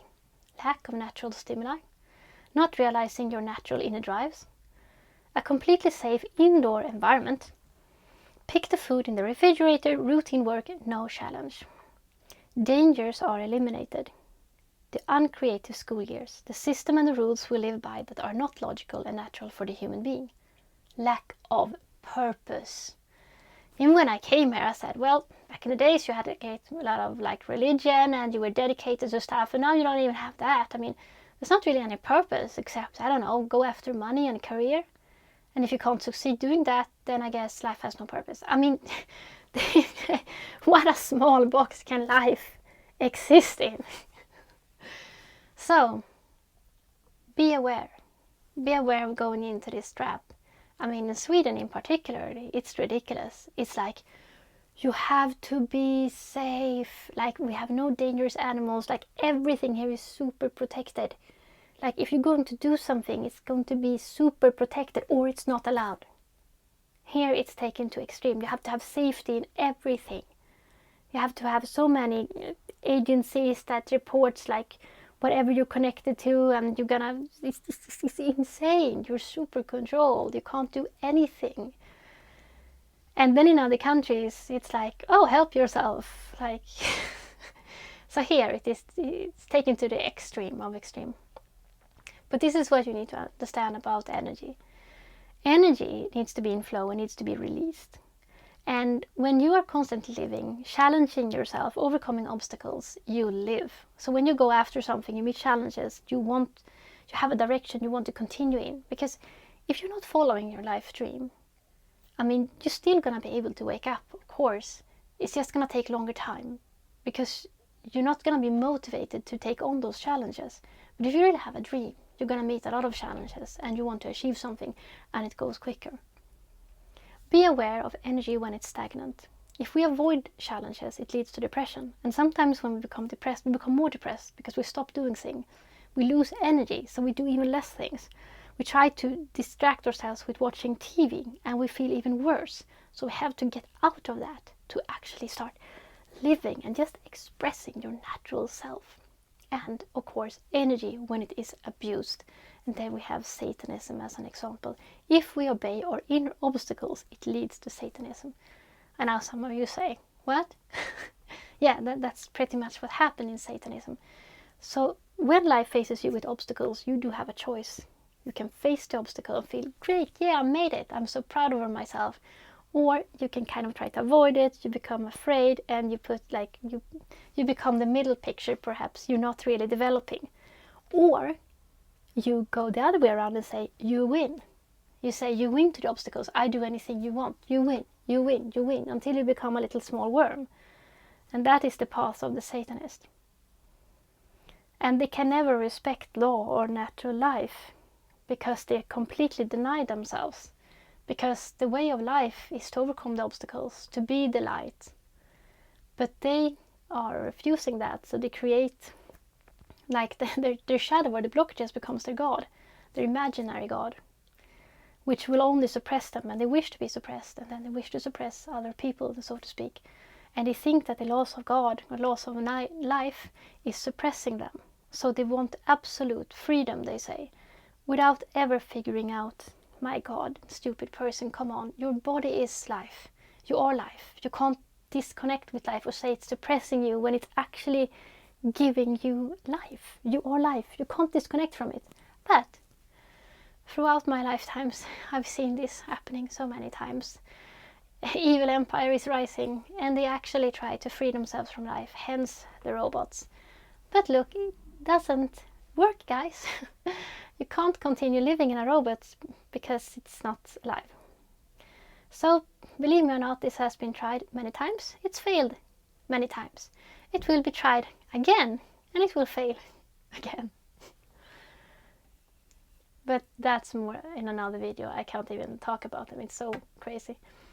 So, dare to do what's good for you. It may feel extremely difficult to live in a society where everything is controlled and where it seems difficult to just shake yourself free and walk away from it. Many people eat pills and just survive. Others accept the rules of the game and try to seek personal benefits in it. That often happens at the benefit of another. Those who won't accept the system becomes outcasts and are left with nothing that the system provides. But that we are not feeling well is a sign that something is wrong. Begin taking back your natural life. You are unhappy because you are bound to things that are not good and right for you. It's that simple. And we kind of know it. We can't thrive in a world that is crazy and completely goes against everything that life, that is life. And there are many good stories and sagas that survive to tell the tale about what humans here are working themselves through. For example, the tale of the dragon that guards the great treasure. And what is that all about?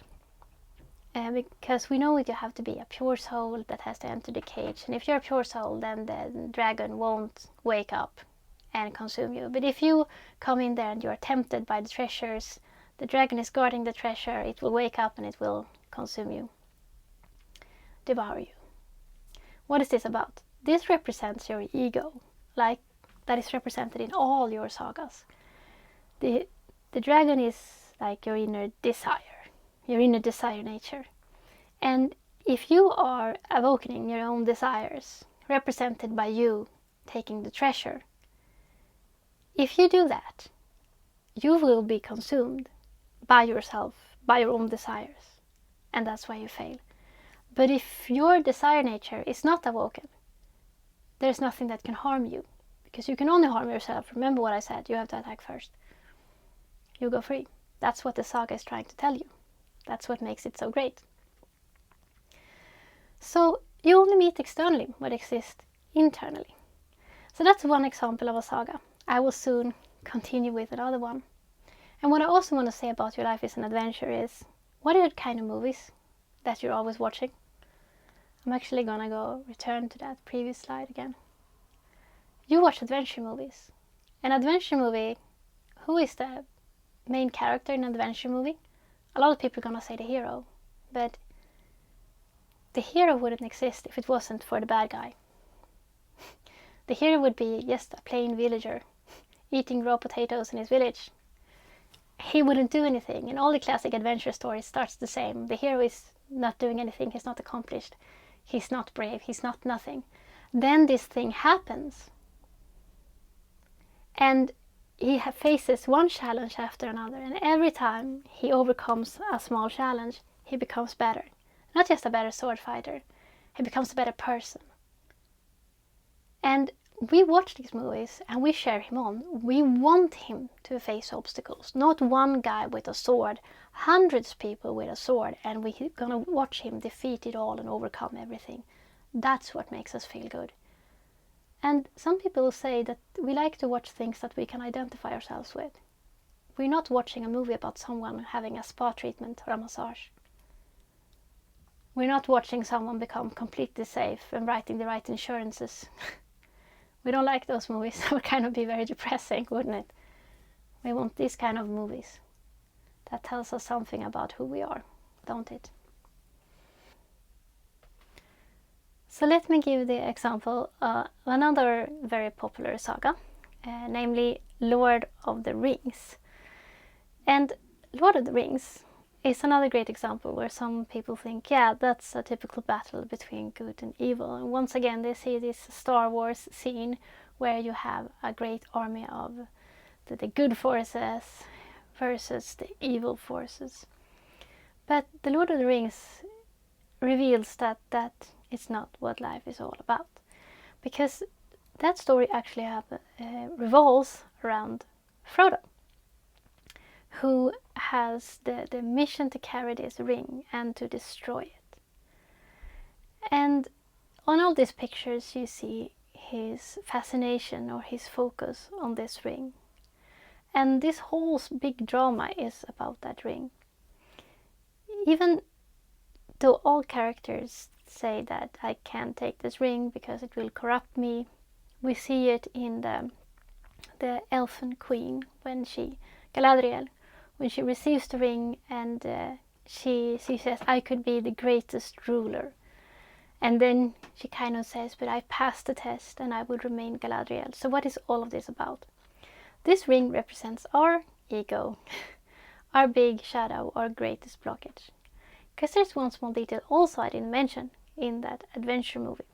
We follow the hero and he defeats one obstacle after another, and he always becomes a greater person, and in the end he meets the great villain, like the cause behind all of his obstacles. And when he defeats that villain, everything is over and he lives happily ever after. And that means once you defeat your greatest obstacles, all of this is over and you continue to the immortal state, and there is no time there, hence live happily ever after, until you decide to go down in another one of these adventures. And this ring is all about your shadow and defeating it, and the only thing who can stop you from not being devoured by the great dragon is to not have any desires. Galadriel remains an immortal elf because she passes the test. She is not tempted to take the ring, so she doesn't descend down to this place and becomes a mortal. And we also see Frodo's struggle with this ring at the end. Because even if we see the good forces battling the evil forces, they can't win over the evil forces. It's only when Frodo destroys the ring that the evil forces collapses. And what I'm trying to also show with that is that you can't fight a battle on the outside, and that's not how you're going to win this. That's not how you're going to defeat what is happening to you, because what's happening to you is coming from within. You have to basically be able to destroy that ring. And what is that ring? That ring promises you the power of all of this. And I'm going to ask you right now, how many of you would take the ring? It's a simple question, really. Like, if you were offered a ring, and with that ring you could have the greatest army in the world, so anyone that you're pissed off at, like World Economic Forum, Bill Gates, whatever, what's controlling and suppressing you, you could destroy all of them in a blink of an eye. It would really solve all of your problems, because you can take all the great castles and everything yourself. Would you take the ring? Or would you destroy it with everything it entails? So that is what this story is about. And the story is named after Saturn, the Lord of the Rings. It's another name for Saturn. And Sauron is depicted as the eye of Saturn, as Saturn itself. And many claim that Satanists are actually, what is it called? Obeying Saturn, praying to Saturn as their great god. And it's actually called Lord of the Rings. So Sauron is Saturn. And what does that mean? He created the ring who will rule everyone. What does that mean? Another picture of Saturn depicted as a black cube and the Dark Lord himself. So you see, it's often depicted with the greatest evil of them all, Saturn. Well, in Greek mythology, Saturn was also called Father Time, master of time and space. And for you who follow astrology, you know that Saturn indicates where you have limitations, personal limitations in your life. And congrats, that is what Saturn represents. It represents limitation. And if you think about it, if you would forge a ring that would control everyone, this ring is very weak unless you are not governed by your own personal desires. This ring has no power. It only takes those who wants to have it. And if you want to have it, go ahead, explore your desires to the very end of it, for all I know. But it's not a way to freedom. It's a way to enslavement. And the only opposition you meet, the only one who's pushing up on the other side, is yourself. So, the opposite to Saturn is Jupiter. It shows where you have your great expansion. And there you go, we have life again. Development by friction to overcome obstacles, resistance. So, if you want to develop in your life, just go where the resistance is, because when you overcome it, you expand. So reality is not a battle between good and evil. Life lovingly carries you to self-realization. What you realize is yourself. And what prevents you from yourself are your inner blockages, doubts that are manifested in the outside world as challenges. So, back at Frodo and Lord of the Rings again, his personal limitations. And have you noticed how Gollum in the story appears the same time as he says, I will take this ring and I will throw it away, I will destroy it. Because then your inner resistance really protests and everything gets very difficult. As soon as you decide to do something good, you meet all the blockages, remember, that is preventing you from reaching that, and they come up and they hit you full on. And Gollum is depicted as a very ugly character. He was once a hobbit, just like Frodo, a beautiful hobbit. But his own desire consumed him, and this is what he looks like. And that is kind of what your ego looks like a hideous creature, and that needs to get up in the open. And so he battles with this in order to free himself. And therefore the fight is so difficult, because you're fighting your own resistance. Will you overcome your limitations, or will your limitations overcome you? So in Frodo's world there is no one else except Frodo, really. He holds the power. It is all about his desires and his world as he perceives it. If he can't get rid of his desires, the bad stuff will win. It will devour everything, so to speak. There is no evil living happily ever after. So everything is about you. And if you can let go of this desire and master them, or if you can't. And then some people say, well, hey, wait a minute, what is desires? What is desires? What do you mean, sexual desires? No, desires is every instance when you are prepared to do something without the consideration of anyone else. And it's usually an idea you get when you think that you are the shard of glass and you only want to get forward yourself. There you resonate like a shard of glass. There you become selfish. That is desire. The limitations exist within us. You have held yourself back. Some people wake up from their limitations. Others get consumed by them. And here I show the picture of the eye.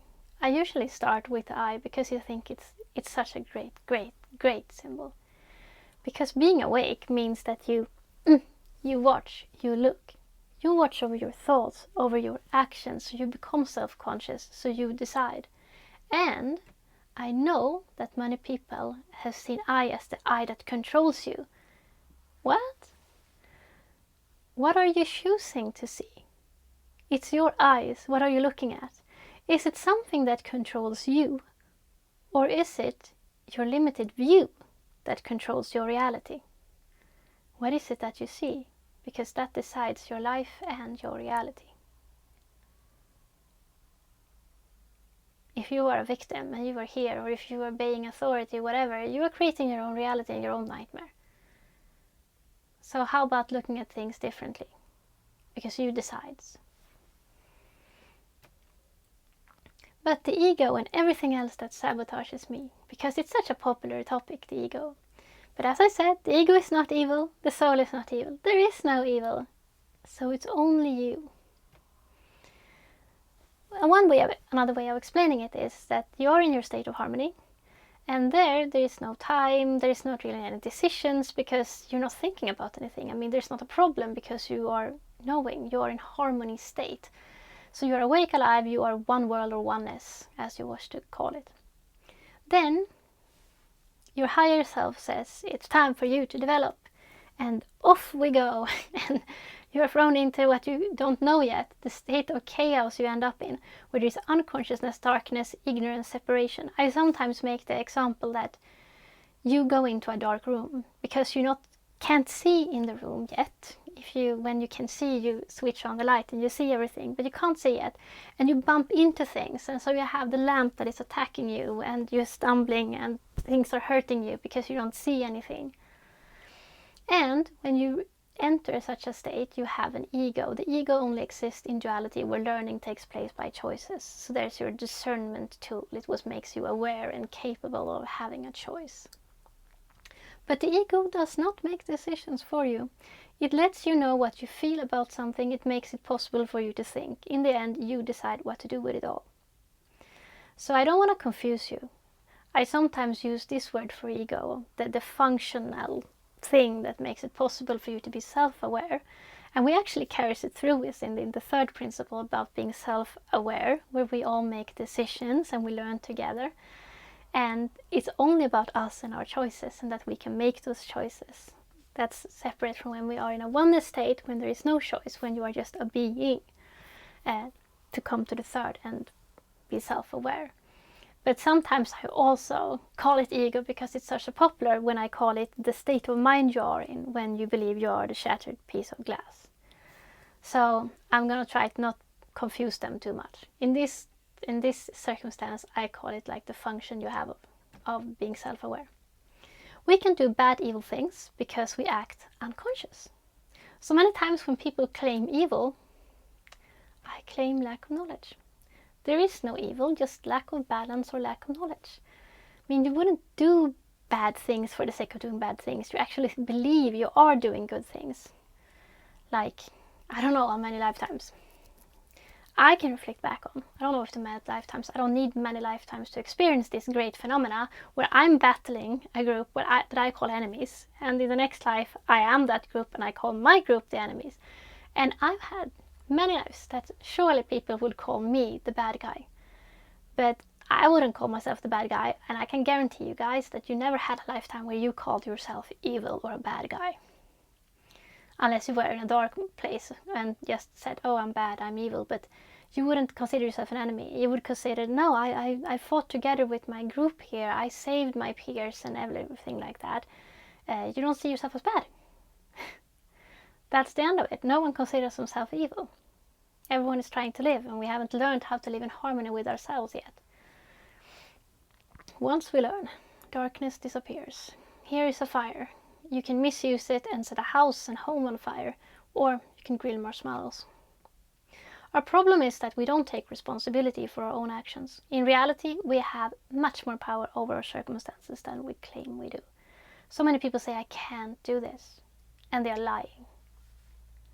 Sometimes I say that, I don't want to go to this celebration party for something, but I have to do it. stop, wait a minute, why you have to do it exactly? And then when they figure it out, it says, oh, so you're prioritizing that because you obviously care what that group thinks about you in those and those circumstances. So this is your priority. So you mean this is what you want to do right now. And then some people protest and said, no, I don't want to do it. Write down exactly what you are prioritizing and why you're doing what you're doing, because you choose every action. You don't have to do anything unless you have a choice, unless you have a reason for what you're doing, And then start to figuring out that you decide over everything. So start recognizing that you do decide over everything. I mean, you have to a large degree formed your current life situation. I mean, how you look, I mean, where you live, what you work with, who you hang out with, and you're not even realizing it. Like, you are the creator of everything. The law of free will. The principle of 1, 2, and 3. The first principle, God, unity, everything, where we are oneness. The second principle is called the feminine principle. It's what reflects everything. And if you watch the original relationship, you're gonna hear me describing that. The woman represents the second principle, which is reflecting God. And the man, the masculine, is that which acts consciously, namely you. And you are all participating in this. You can't be outside of it. If you are born into this world as a woman, you are going to represent that which reflects reality as being a woman. And if you are born as a man, you're going to be that which reflects, that which are conscious and sees to the woman. And I often translate this to that men in the world do what they do because of women. So when women say, I don't have any power, it's like, that is not true. If women tomorrow said, look, we are attracted to guys with tractors. They are so hot. Tomorrow, this would be another world. Full of tractors. No practical reason, but that is what girls dig, guys do. Or if women suddenly said, we don't want money.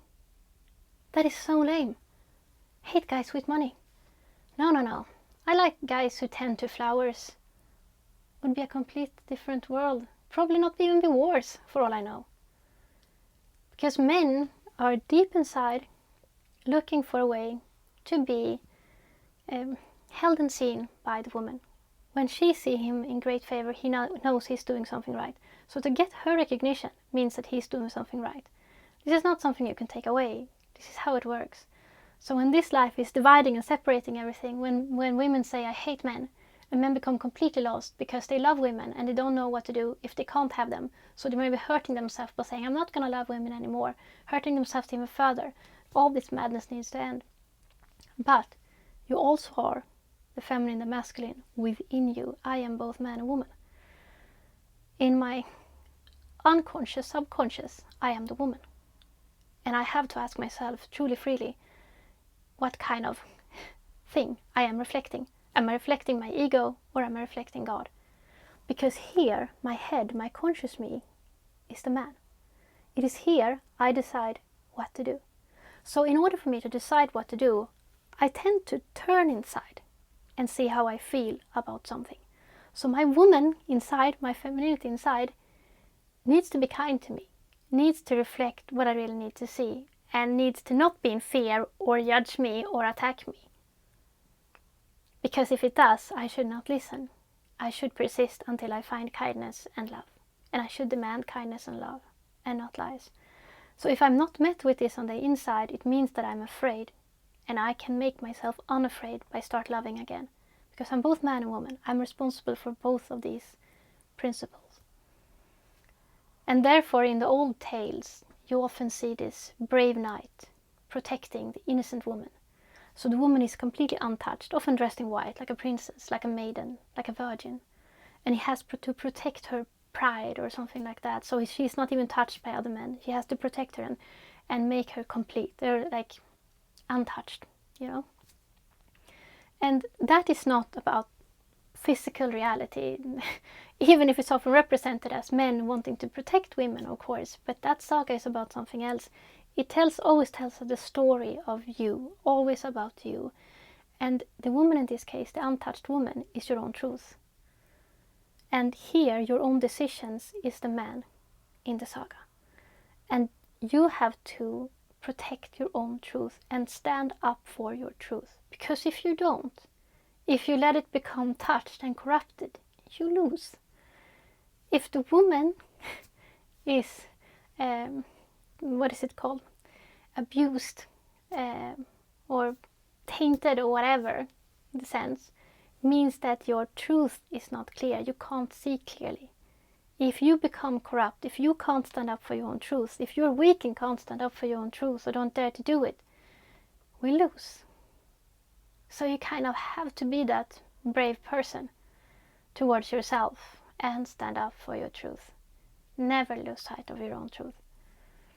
So the sagas are great and the stories are great, and it also says something about our own interaction on the outside world as men and women, and how we act in this world when we are listening within, and what kind of relationship within we are looking for. As a self-conscious being, you are responsible for all of your responses and actions, no exceptions. The ego enables you to be self-conscious, but you decide what to do with it. And let's turn now to the outer world. I don't really mind talking about the outer world or your inner world. They're all the same. Your relationship to yourself, your relationship to other people, and your relationship to life. All the same relationship. But you will see now on the outer world, because we are at the end of a cycle, you will see this great division between light and darkness. In the 80s when I grew up, the cycle hadn't really appeared yet, so everything was grey. Good was mixed with evil. But now there's no longer so, is it? There's clearly a group who's woken up, and clearly a group who is asleep, as it's supposed to be. So the great transformation comes about via what I can only call in English the process of parting light from darkness. I'm trying to find a good word for it, but it is when it's no longer grey, but white and black. It separates. Light and darkness separates. So therefore we will see this anti-life from the outside, and we will see people waking up with greater and greater clarity. Aren't you amazed how your life has changed? What you realize now that you couldn't just see before? And you may think that life has turned evil now, but it's always been, I was going to say rotten, it's always been corrupt like this, but you didn't see it when you were self in it. But when you are coming to your senses, it looks really dark in contrast, and it's even easier to choose what feels right for you now. Which many people will recognize it's the natural. You're going back to the natural in all instances. So in a comparison chart, we can easily see this. We have light contra darkness, life against anti-life, the natural and the unnatural, and you have to make a choice in this process. So on the outside, on the news, and the outside represents anti-life and darkness, right? They're gonna promote separation, separation, separation. And fear is separation. It's on the same spectrum. I often tell people this also, if they have physical pain, think away fear or think away separation. Either of these will take away the pain. So you go, what? Yeah. Because if you can actually pinch yourself and you can recognize this feeling as fear, you're gonna feel it in your stomach as fear. If you overcome fear, you actually won't feel physical pain. Now it sounds weird. Just try it. You can only try it. It's easier when you have a minor injury. When you are in a lot of pain, it's going to probably be a very hard exercise to do. But it is doable. But it's going to be tough, most probably. If you can think away separation, you can say things like, I have never been separated, which is actually accurate. I have never been separated. And I have never judged. I have never attacked. I'm innocent.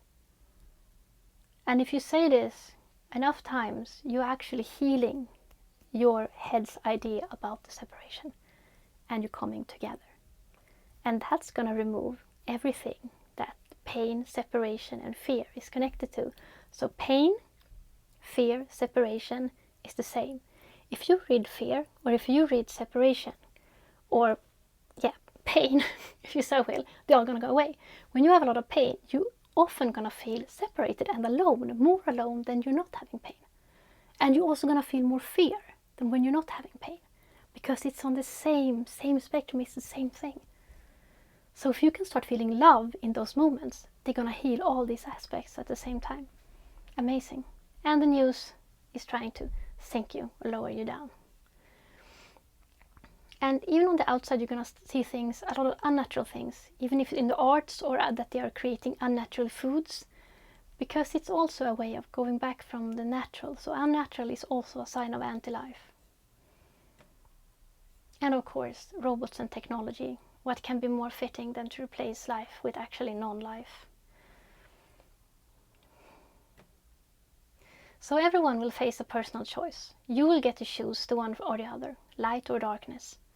Light wish to reconnect you back with yourself, which is the natural state of being, and are represented by forces that are benign to life.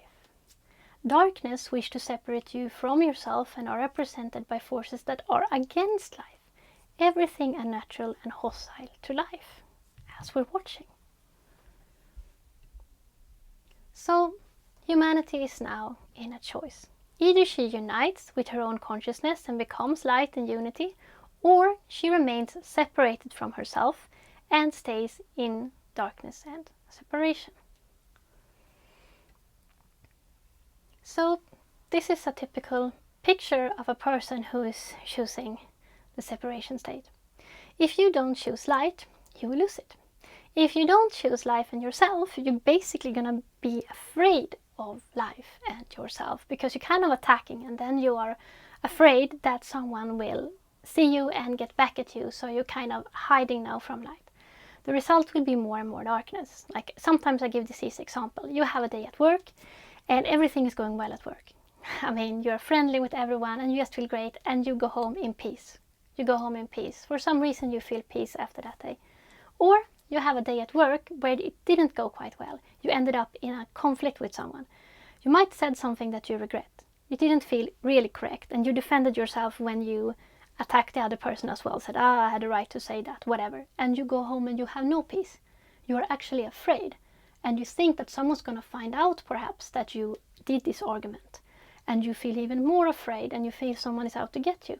And this kind of sensation always happens when you judge another person. You become afraid. And you're assuming someone will attack you back, kind of like calling you up on your BS and saying, that was not nice. And yeah. So just be aware of that. How to take away fear is basically by making things right again and not judge or attack. Release. So in this case, people who are not waking up now, who are listening more and more, who becomes this, I guess I was going to say worm or insect that obeys your oppressor or your blockage, you will see more separation, more small-mindedness, more fear, more paranoia.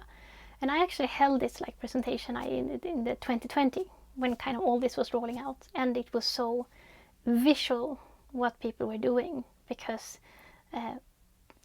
the news wanted us to be separated from each other, wanted us to be afraid of each other. And in Sweden they even said you can't sing, you can't dance, because it will spread the virus.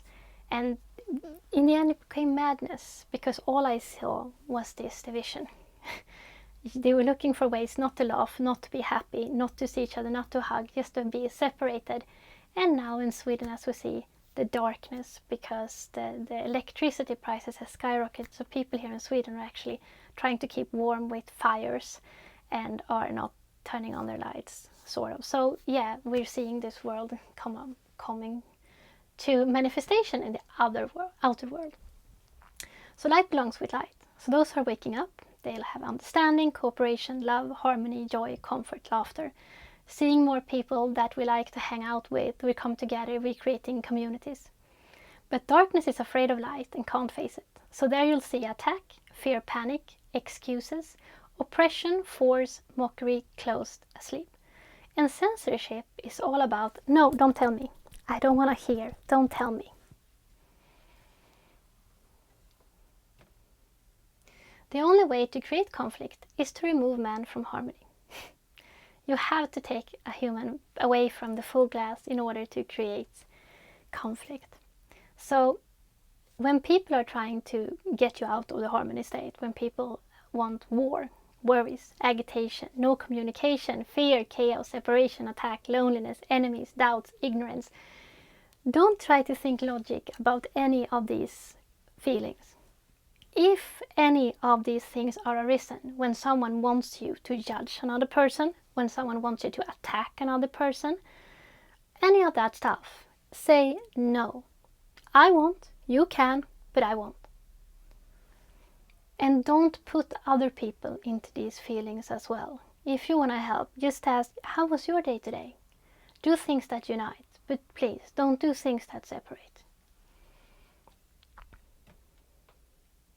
The outer world will push the ego's buttons. In the end now of a cycle, it will push you so that you can release what you're still holding on to. So be happy. It's a process of choice. But every time you feel comfort, safety, love and beauty, you come closer and closer to yourself, which is the same as life and all of reality. Only there will you find purpose, meaning and answers. Nowhere else. You can't find answers to a chaotic state. You have to leave the chaotic state that you are creating. That's the answer.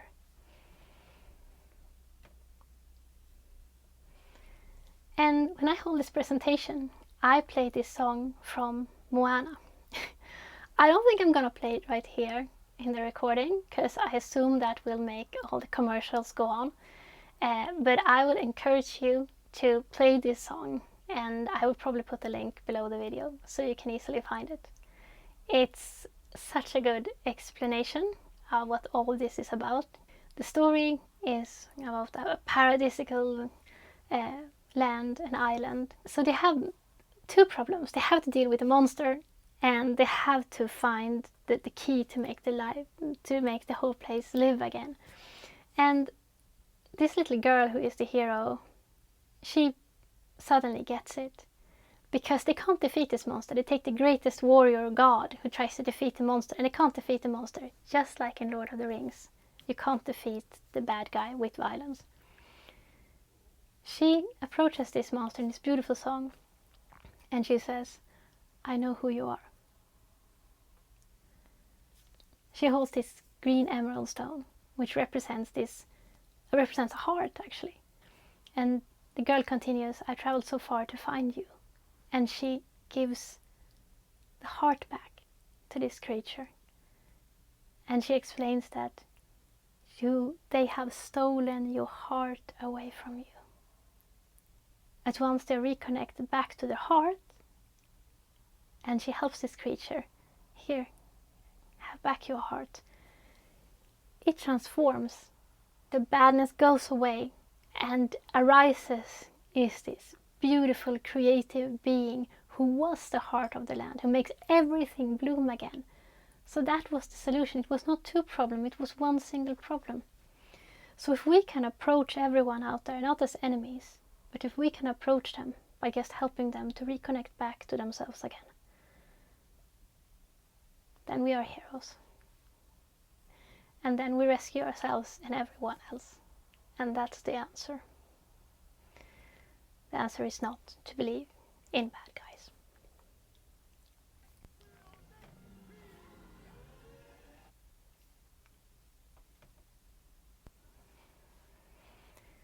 So, this is the only purpose in the mission. Return humanity back to themselves again. And we are all helping out with this. We are helping each other find ourselves again. We are working with ourselves to dispel that fog, so that we can act truly as the people that we are. And yeah, that was all of the presentation.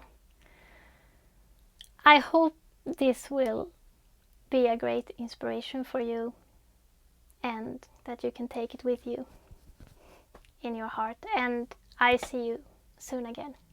Bye for now.